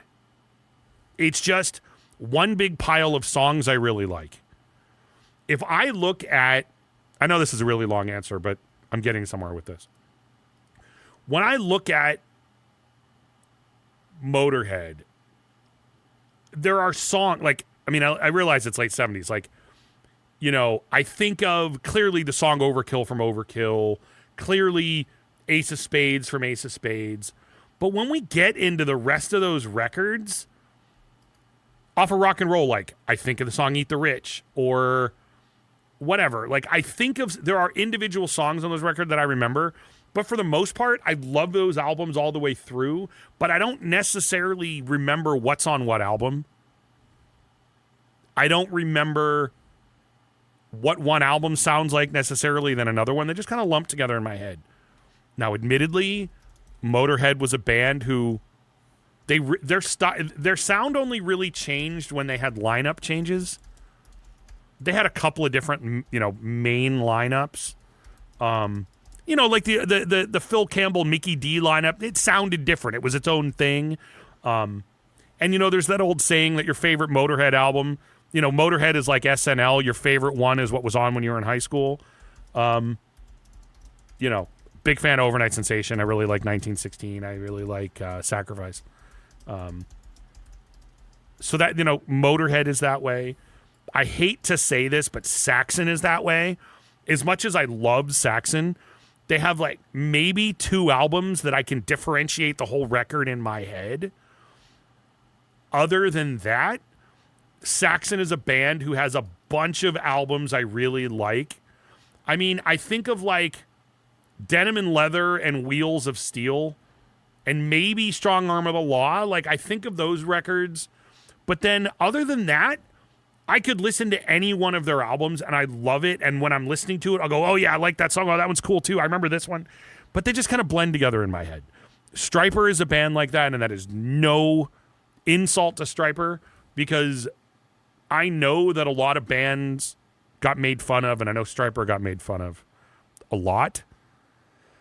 I think anybody that makes fun of Stryper for their look or the stupid bumblebee pattern or the Christianity, I think you're missing out on a great band. I 100% side. I'm on the side of they're an incredible band. I have also said that Stryper is the only heavy metal band whose entire career was spit roasted, because they got effed from both ends. You know, and I know I say this, but they got the Christians hated them for being metal, and the metalheads hated them for being Christian, and it was just they're an incredible band, absolutely incredible band. That being said, if I were to sit down and put on In God We Trust, I would be reminded of how awesome it is. I would be reminded how awesome it is, but it's the only of the four. The Stryper record is the only one I'm really drawing a blank as to what's on it, or do I even... I mean, I know I like it, but I couldn't tell you what the record sounded like. If I put it on, I'd remember. That Napalm Death record, I like it, but not a ton. Long Cold Winter by Cinderella is one of my favorite albums of all time. I don't mean it's one of my favorite albums in the 80s. I don't mean it's one of my favorite albums in the glam rock. I mean, it is one of my favorite albums of all time. So the answer to this for me is Cinderella by a long shot. Yeah, that's exactly what I thought you were going to say. Let me say this. I would struggle to pick a number 2 on this, and let me tell you why. Because I have the most relationship with LA Guns, but I like Napalm Death, and Stryper's record's probably the best of the three. Like, legitimately, I know that Stryper record's incredible. I know I'm blanking on what's on it, but I know for a fact that album's incredible. So Stryper's probably the best record of them. But Long Hard Winter, the thing about Long Hard Winter is the first Cinderella record, Night Songs, it's a heavy metal album. It's truly a heavy metal album. Now, it might be a very 80s, very glam rock kind of heavy metal, but when you say, you know, when people say hair metal, and again, I've mentioned this before, how Ozzy said, you can't, like, Poison is not heavy metal. Night Songs, you know, hey, look, Dokken was a heavy metal band. The vocals were wimpy, but Dokken was a heavy metal band. Night Songs, Hell on Wheels is heavy. The song Night Songs is heavy. There are songs on that album. Nothing for Nothing is heavy. There is some heavy guitar on that record. It is legitimately a metal album. Long Cold Winter isn't. Long Cold Winter is much more of a blues rock album. Even like Rex, like, think of the song Gypsy Road. My Gypsy Road. Like, I realize that, right? But like the guitar riff. Dude, it is the most bluesy song. If you take the vocals out, it's the most bluesy song. The Last Mile is super bluesy. If you don't like it, is super bluesy. Coming Home is.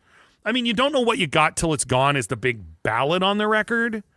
But even that isn't like this over-the-top, super cheesy monster ballad. It's just you know what I'm saying? Like, I don't even think of that as like this giant monster ballad. Like, it's not Whitesnake. It's just a great song with a piano. Like, it's not even like Home Sweet Home. Like, it's just a great song. And the first track, Bad Seamstress Blues, is one of the greatest uses of "Ooh Yeah" ever. Oh yeah, like he does. Listen to the song. Oh yeah, the song "Bad Seamstress Blues," Falling Apart at the Seams, is awesome. It's got, again, super bluesy intro. Where if you're not into like hair metal, and I said go listen to Night Songs, and you don't look at the album cover, you would definitely say, like, this is super 80s, but holy crap, there's some cool, like, metal riffs on here. If you don't know Cinderella, or you don't know who they are, and I handed you Long Cold Winter, now, I really honestly think with a fresh set of ears, you would notice what I'm talking about, that it is really a bluesy hard rock album. It doesn't even sound like it's not a hair metal record. I mean, I know I say that, and I know that's a soft term because it really just kind of described an era more so than a style. But there were so many of those bands that were so over the top. Cinderella they looked it. But I think Long Cold Winter is just a great, and I know you don't like the band, but, well, I know you don't dislike Cinderella.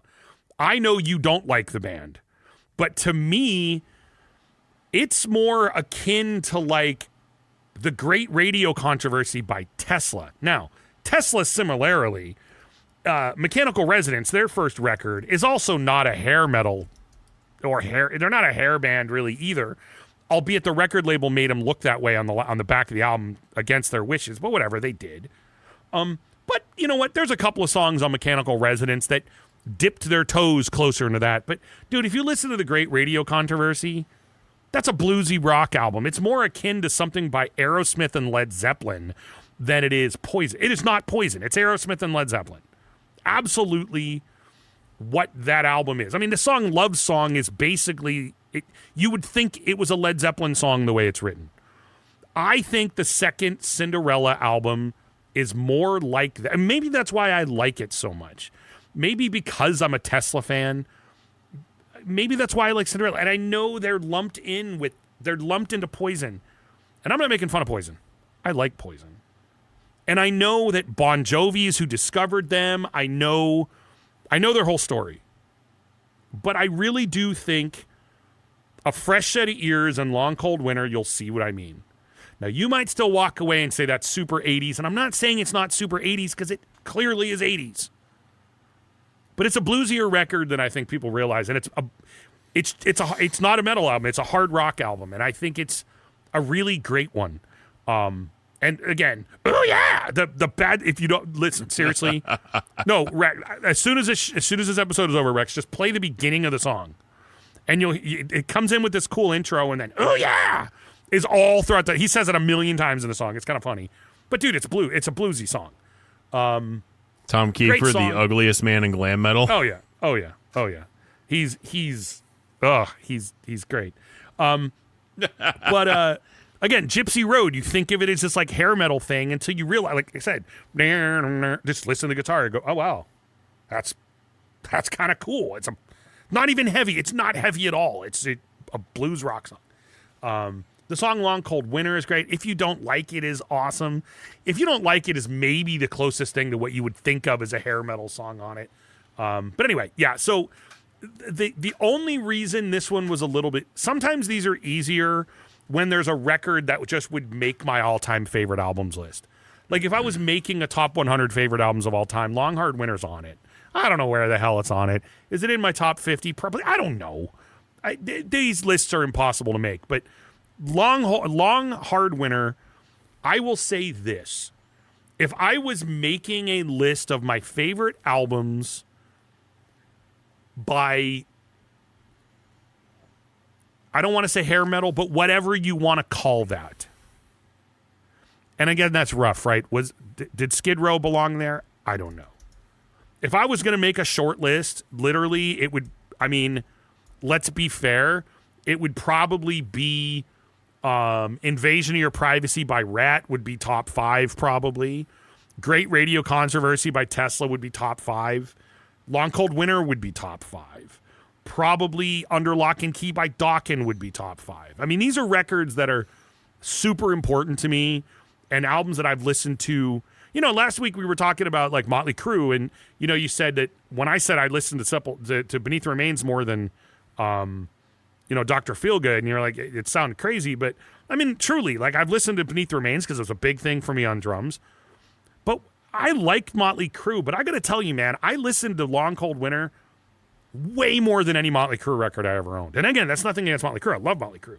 But I really freaking love this album. And I will tell you, I saw Cinderella in concert twice in the 90s, And I watched them blow every other band off stage. Interestingly enough, though, Cinderella was a band who didn't like each other at all. They were, they weren't friends. I don't think they liked each other at all. At all. So, super interesting. But yeah, Long Cold Winter for me for sure. Mainly because we're talking one of my favorite albums of all time and 3 albums that I like, but kind of blend together and I'm not as attached to. Albeit, again, In God We Trust, I would challenge anybody on this show if you hate that sort of style, don't. But like Rex, for example, if you picked up In God We Trust by Stryper on cassette, you would listen to it while you're drinking beer and grilling a burger, and you would enjoy it. Not saying it'd be your new favorite record. Same with the first LA Guns record. You said it yourself. Might not be your favorite album, your favorite band, but it's a killer album. And the second Napalm Death, again, it's still very much Napalm Death. I'd have to be in the mood for it, and I would miss Barney. But otherwise, cool, but Long Cold Winter for sure. It's a very long explanation, but I would rather give everybody my thought process. And I also think maybe I'm completely wrong just because I like to hear the sound of my own voice, but these lists, look, at the end of the year when we do our top 10s, everyone, again, we always get someone go, shut up, just give us a list. It's like, well, we could give you a list and put it on social media. The whole point of having a podcast is to talk about it. I don't want to just be like, oh, pick 4. Well, here's my answer, and then move on. You could just be like, bite me. Bite me.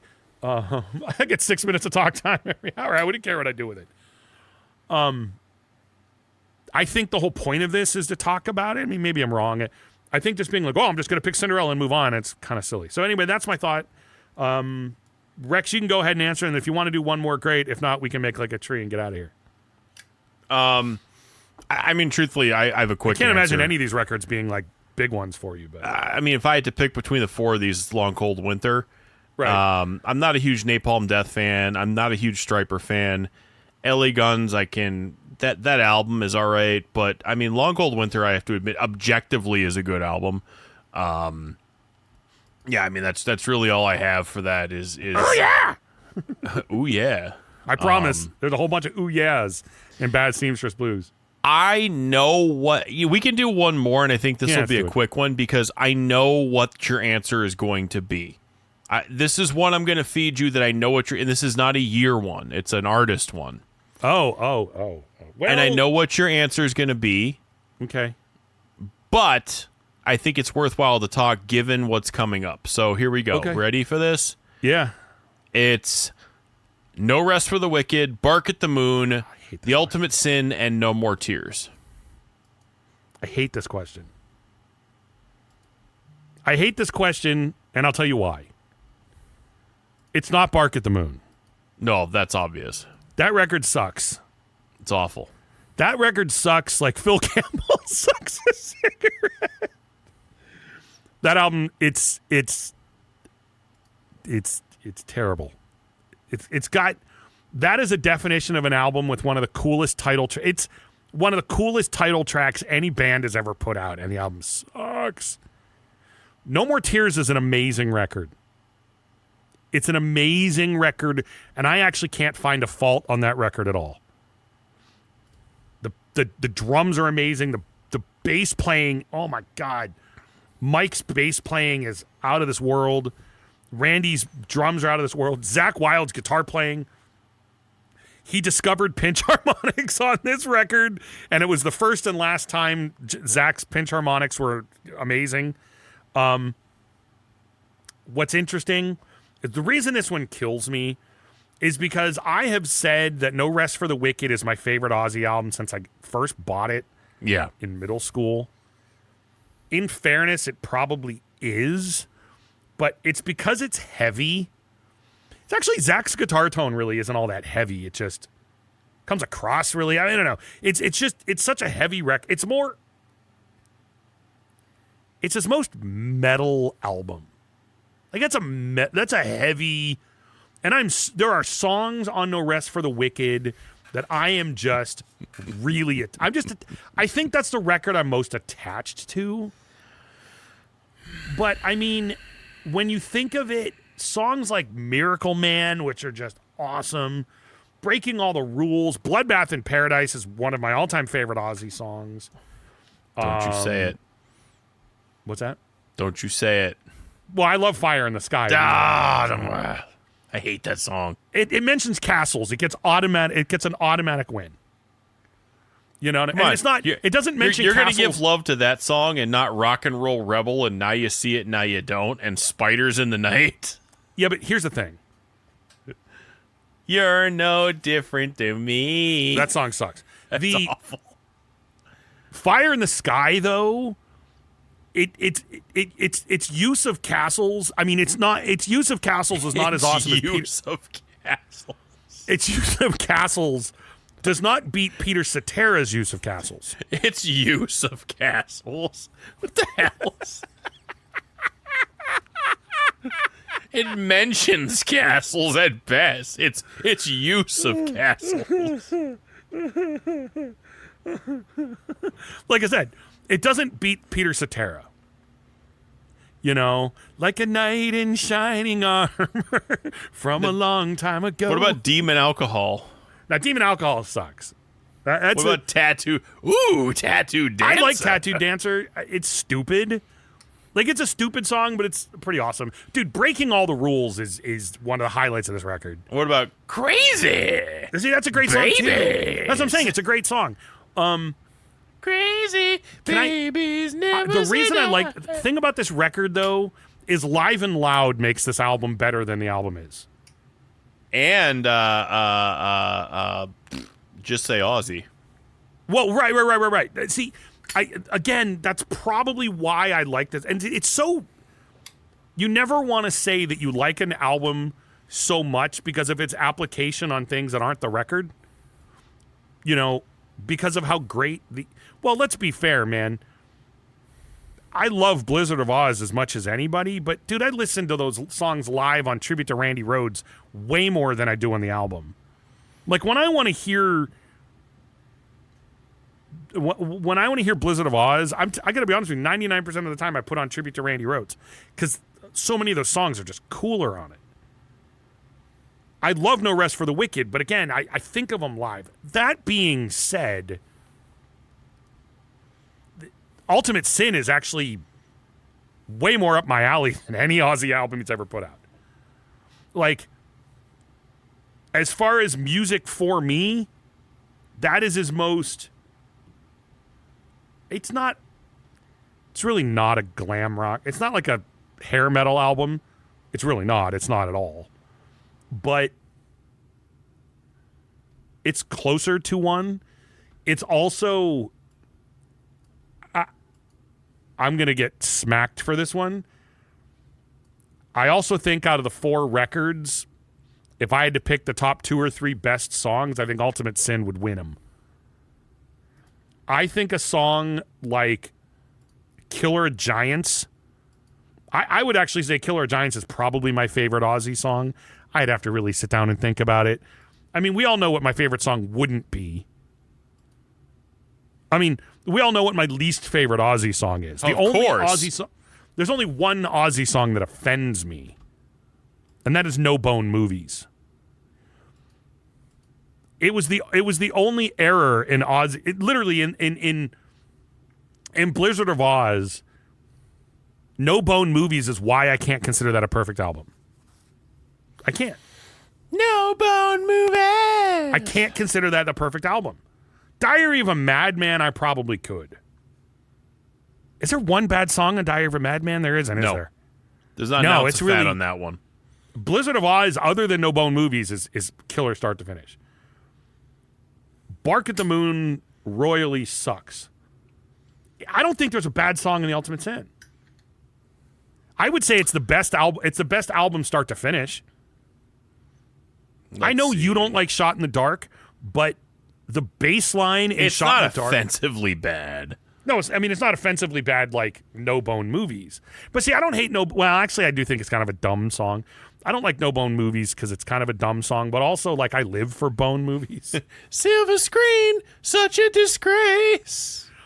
I mean, Dude, I have my own hashtag on Instagram, and it's YesBoneMovies. No one uses it but me, but let's just be fair. I've always used. I don't post on Instagram very often, but when I do, I've hashtagged YesBoneMovies on anything I've ever posted. No More Tears doesn't have a bad song. Actually, No More Tears doesn't have a bad song on it either. The only song I can't think of what it sounds like is S.I.N. Yeah, that one tripped me up too. And once I hear it, I'm like, oh, okay, now I know what this is. Because I'm thinking like Mr. Tinkertrain rules. But see, No More Tears, Mr. Tinkertrain is the Miracle Man of that album. You know what I mean? Like Miracle Man and Mr. Tinkertrain kind of go together. I love I Don't Want to Change the World. Mama Coming Home clearly is great. Desire, that's cool. Clearly No More Tears is cool. Hellraiser is great. So S.I.N. is I Can Hear Her. Oh, that one. Yeah, dude, Yeah. That song rules. Oh, that song rules Whoa, too, doesn't whoa, that one. it? Yeah, I love that Won't song. be Hellraiser, coming cool. home again. You know that one. As much as Mama Coming Home is remembered as the ballad, I think Time After Time's the better ballad. Sorry, folks. I think Time After Time rules. Zombie Stomp is awesome. Road to Nowhere is great. What's AVH? That's the other one I blank on. SIN I blank on. I know it every time I heard it. And AVH is what? I gotta look. Like it? What was? Is it? It I don't know. that one I kind of gloss over. I gotta. Let me see. It's not bad. It's just kind of like not spectacular. It's not. It doesn't stand out. It truthfully. Oh, AVH, that one. I love that song AVH too. It's a good song, but it doesn't have like a hook. Like every other song on this album has a hook. That one doesn't, in my opinion. Yeah, I mean, yeah, no, it's a cool song. If I were to say there's a weak song on No More Tears, it's that. Do I think it's a bad song? No, it's the weakest one on there. Yeah, it just doesn't have a hook. It's got nothing special about it. I think Ultimate Sin is great start. I mean, can we be honest? If you take let's make Bark at the Moon a single. Get rid of the album. Let's make Bark at the Moon a single. And Ozzy's career from Blizzard of Oz through Osmosis is pretty much almost entirely amazing. Yes. It's all good. Yeah, there's a song here or there maybe you don't like. You know, I don't like No Bone Movies. You don't like Fire in the Sky. Fine. Demon Alcohol's okay. But Osmosis kicks ass. Look how many great songs are on it. I don't know, it's not part of the So let me ask you a question. If I was to replace Bark at the Moon with Osmosis, would this make this a harder conversation? Oh, God, this would be super hard. It would be hard. I mean, I really should pick the Ultimate Sin. I always say No Rest for the Wicked because I just feel attached to it. But in fairness, I listen to the Ultimate Sin way more. The Ultimate Sin is honestly my go-to Ozzy album. I love that intro track. I have said No Rest for the Wicked is my favorite Ozzy album since I bought it, a million years ago. Though, to be honest with you, the Ultimate Sin's probably the right answer. So I always say that I don't answer these based off of yesterday or based off of my life or based off tomorrow. I answer these based off of today. And remember, we're not trying to say which one of these is our favorite. This is pick one. So I'm taking this as if you're asking me, I can pick one of these and walk over there and put it on my turntable. I'm putting on the Ultimate Sin. So I'm going to go with the Ultimate Sin because that's the one I'd want to listen to today more than the other three. And if it was Osmosis, this would be way harder, but I'd probably still go with the Ultimate Sin. But they're killer records, except Bark at the Moon sucks. So for me, much like you, I have an attachment to No More Tears because I remember my parents actually having the cassette. And to this day, it's why I own the cassette in their car. And I remember them listening to Mama, I'm Coming Home. I remember listening to Mr. Tinkertrain and stuff. So I have an attachment to No More Tears. I will say out of the four of these, I can cut off Bark at the Moon pretty easily. No Rest for the Wicked, while I like the album, it's just it's got too much that I'm just kind of like, I don't hate, but I certainly don't love. Ultimate Sin for me, it's between Ultimate Sin and No More Tears, and it's funny because I want to say No More Tears. Like, part of me is saying, dude, I feel like I should say No More Tears, or sorry, The Ultimate Sin. Because I feel like No More Tears is a cop-out answer. And the reason why is because it's a highly successful commercial album. It was a big album for him. Is it too polished? Well, that's what I'm saying. It's got Mama, I'm Coming Home on it, which was a huge single. It's got the No More Tears. It's got Hellraiser. It's got the singles, whereas Ultimate Sin is a little bit more of a straightforward. Ultimate for lack. I mean, No More Tears has the movie tie-in with Hellraiser, the movie. It was Hellraiser 3 at the time, I think. It was Hellraiser 3. Yeah, so, and I actually have the 10-inch single of the one where they blended the two together, the Motorhead version and the Aussie version. When you get her going, do you whip it out? Yeah, my big 10-inch record of the band that plays the blues.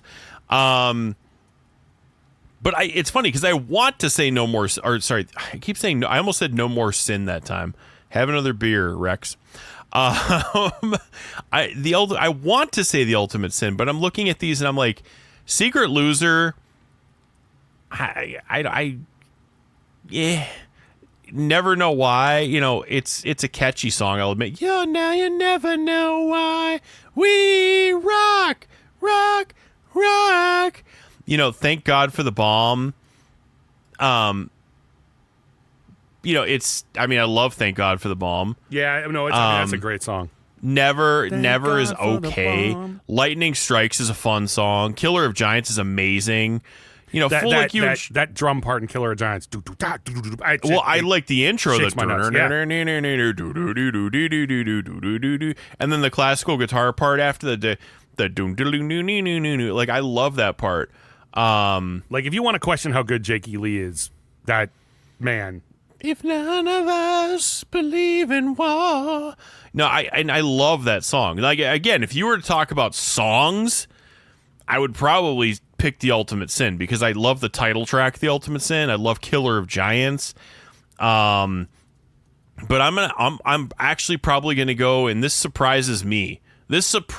So your answer surprised me because, again, I thought for sure, without question, you were going to say No Rest for the Wicked because that's what you've always said. Again, I probably always would. I'm going off of my today answer, so you weren't wrong. I just, And what's funny is the reason why I never asked you this is because I thought it was going to be like No Rest for the Wicked.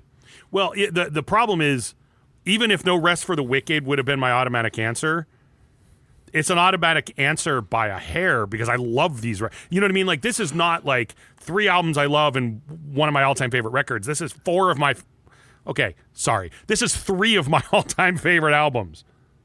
And if you put Osmosis on there instead of Bark at the Moon, it would be 4 of my all-time favorite records. It's a even if No Rest for the Wicked was an auto answer, this is a legitimate competition, though. So I think... From my standpoint, I'm going to have to say, if I'm being honest and objective, like if I'm truthfully saying I don't want to say a particular album, I'm going to have to say No More Tears because I'm looking at it, I'm like, every song on here, I just enjoy listening to. Now, you're right, AVH is kind of like, oh yeah, that song.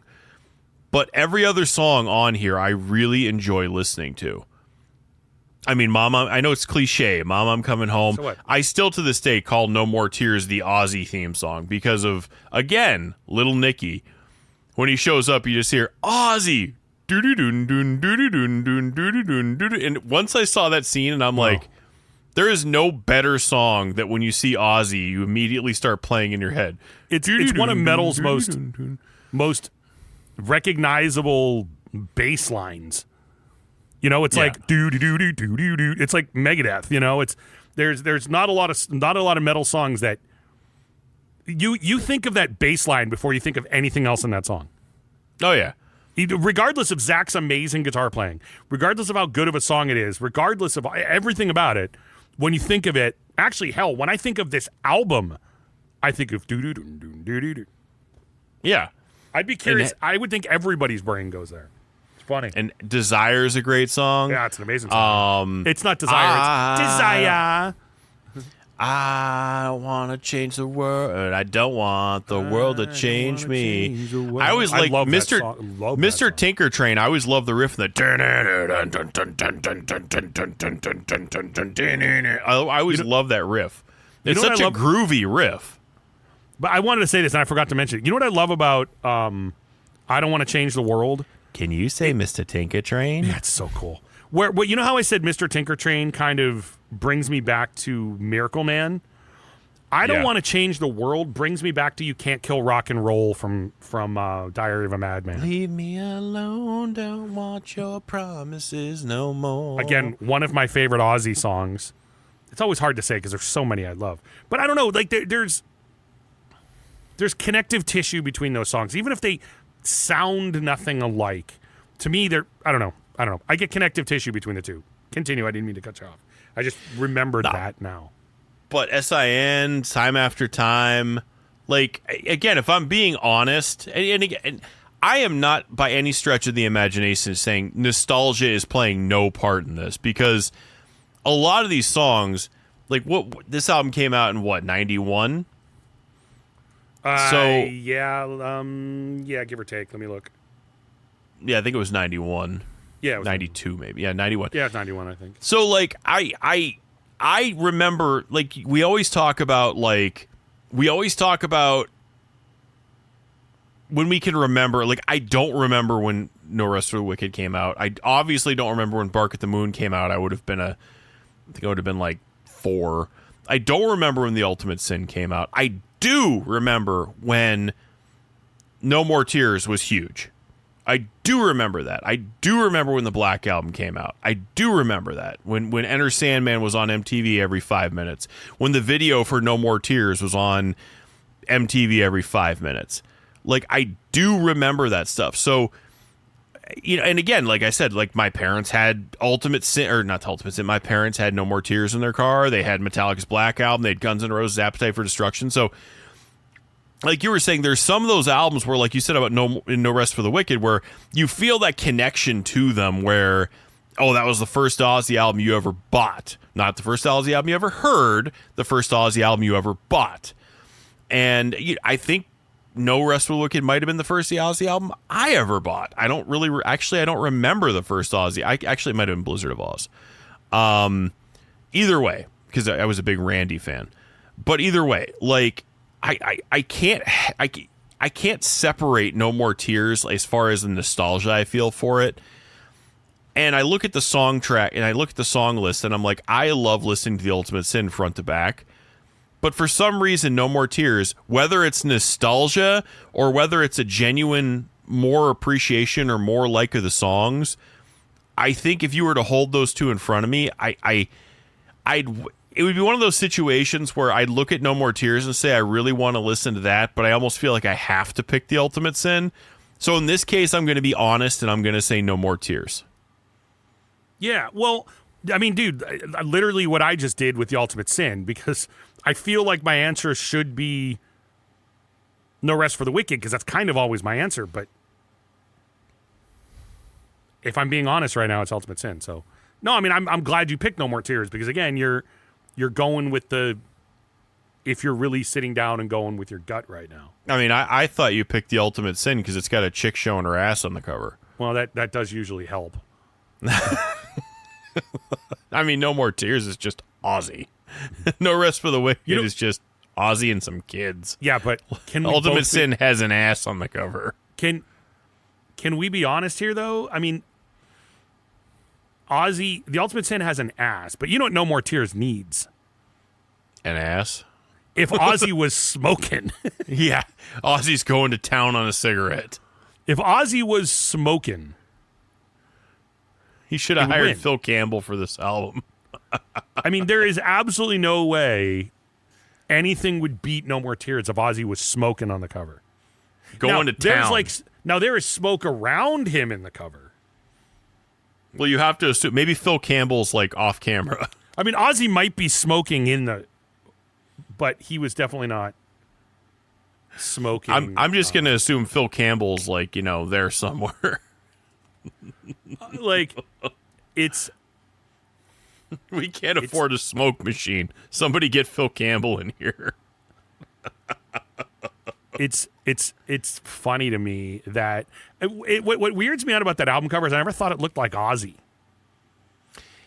Yeah, I would say it looks to me more like, I don't know, like it's a picture of Jim Morrison or something. Yeah, you're right. Yeah, and I mean, really, like if you look at the album, The Doors. Doesn't. I mean, it's highly doctored. I mean, you can tell. But like, I mean, well, look at it this way. The Ultimate Sin would have been Fat Ozzy, so it's just, I don't know what it is about that record that it just never looked. I seriously, you would think it was Jim Morrison, or someone else. It never looked like Ozzy. I mean, if you really look, okay, I guess I guess it is. The hair is at this era. I don't know. It really just doesn't. It doesn't look like Ozzy to me. As odd as that sounds, it's just a weird. It's one of the instances. Well, okay, I hate the cover to Osmosis. I think the cover of Osmosis is really stupid. In the world of stupid album covers. Actually, I'm in general not a big fan of Ozzy album covers. They're actually okay. This is where I actually say "Bark at the Moon" is probably one of the strongest. Bark at the no. Bark at the Moon is by far the coolest. Bark at the Moon's album cover. I mean, Blizzard of Oz and Diary of a Madman they're cheesy, but they're not. They're terrible. Cool. They're cool. I mean, they're they're cheesy as hell, but they're not terrible. The Ultimate Sin is. I love the artwork on it because that's very much my style of art, albeit it's an odd picture. Yeah, because Ozzy is some like long neck demon with like a chick wearing tight pants, like commanding him to go somewhere or something. I don't know. Yeah, it's weird because it just I don't know what Osmosis was supposed to be. No, I never knew what that is easier. Like, okay, let's just be honest, right? The Ultimate Sin, the album cover, I would say probably my favorite artist ever. I mean, that's clearly Boris Vallejo. Probably my favorite artist of all time.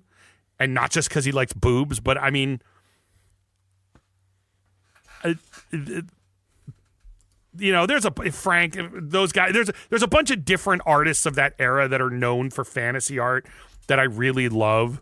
But Boris Vallejo is always a goat. I have tons of books of his art. Like, I love his art. So I love the art on the cover of The Ultimate Sin.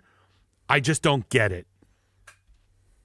Like, I don't get what's going on in it, and it's weird. It's kind of like too many ideas all at once. But from the art perspective, I love it.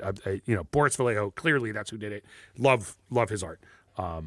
It contextually makes no sense. I mean, I get the bomb in the back. That part, I get it. No Rest for the Wicked is weird. But yeah, Osmosis is the only one that's clearly like, what the hell is it? Osmosis is the one that should have had No More Tears as the album cover. Just because he's like older, and I don't know. Anyway, great album though. Very great album, I would say. Anyway, anything else you want to add? Sorry, I don't know if I cut you off again. I certainly didn't mean to. No. Oh wow, Boris posted this recently on his blog. Oh, did he really? The art, yeah, is 7 Oh no, it was actually maybe about 3 years ago he posted it. But I mean, it's an '80s album. 2021 he posted it 4 years ago. I mean, like I said, when I think of like Boris Vallejo and like Frank Frazetta, like those guys are the artists that make the kind of art that I really love. But I'm a big fan of like, Forgotten Realms and D&D stuff. I mean, Nerd. I love those artists, man. Let's just be fair. Look at like Cirith Ungol. Look at their albums. I think Frank Frazetta That was is Michael Whalen. Oh, it's Michael Whalen that does theirs. Yeah. I had to picture him in my head. But my point is, like, I love that kind of art. I love, like, 80s fantasy art is my favorite kind of art ever. I just love it. I love the way the anatomy's done. And again, I know I like boobs, but that's not the point. I love the use of colors. It's just, come on, I read fantasy. It's something I'm really into. But. It's actually really funny because that cover for Cirith Ungol was used in different other fantasy stuff. It wasn't just used for the album cover and that's it. That artwork was used other places, and for some reason, and I don't know why, Facebook, you know how Facebook sometimes pulls like posts from other groups and stuff and puts it in front of you. Yeah, I saw somebody say something about that, and I was like. I was like confused because they're like, oh, sort of such and such, and I'm like, I don't remember that from Cirith Ungol, and I was like, oh, it's like some book or graphic novel or role playing game, something where they use the same art, and I actually commented, I'm like, I was confused for a minute which until album, I realized. Which album? The first one, Cirith Ungol. Okay.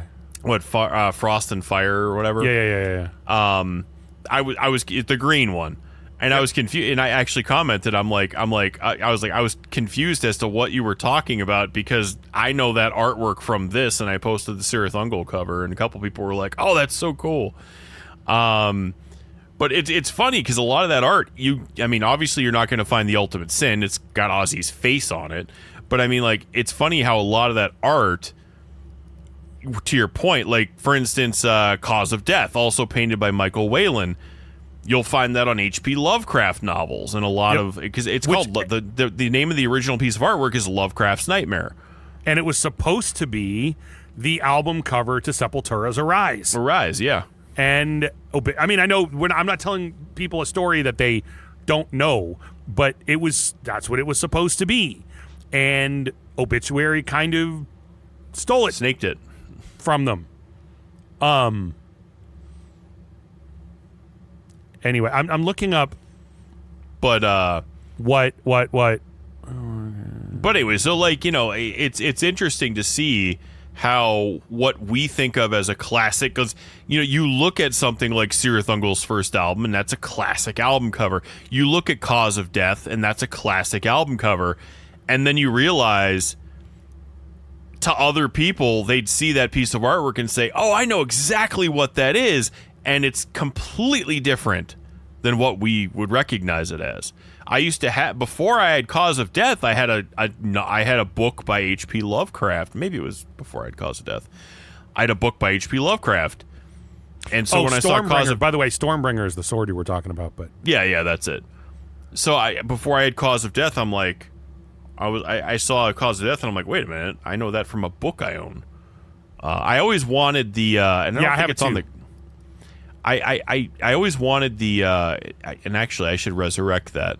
From that piece of artwork, there's two pieces, Lovecraft's Nightmare 1 and 2. There's a guy and he's like in a cloak and he's holding his like cloak open, and underneath the cloak is a skeleton. I always wanted a tattoo of that.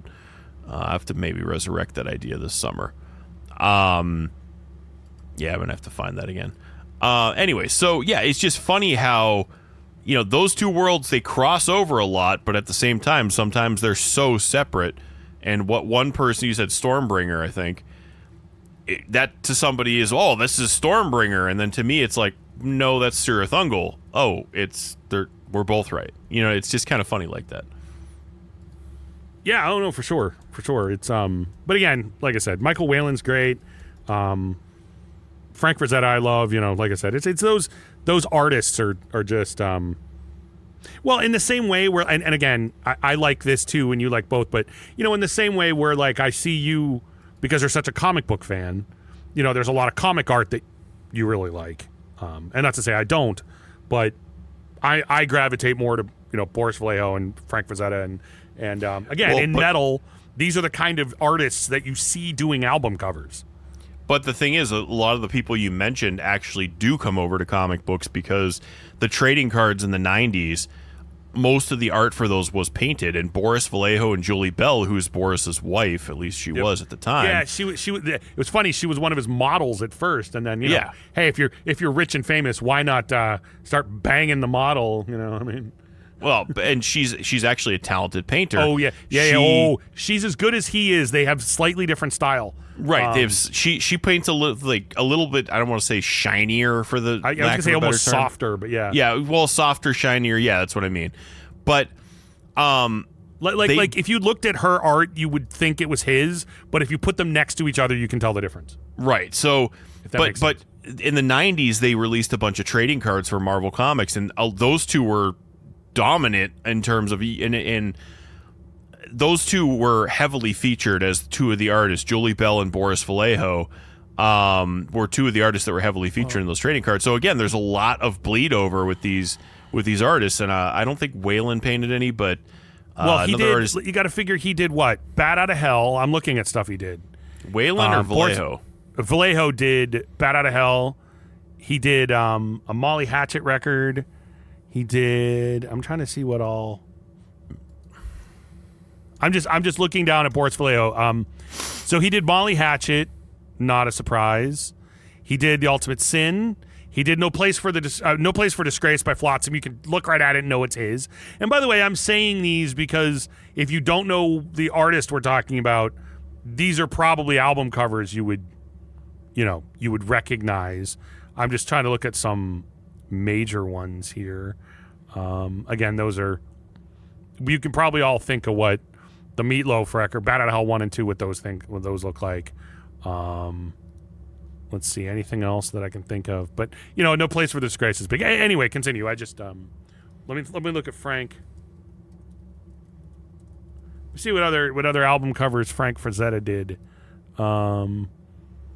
He did Flirting with Disaster. That's Frank Frazetta by Molly Hatchet. You might know that one. He did Yngwie's War to End All Wars, which is a super cool album cover. And then let's look at Michael Whelan too. Hold on.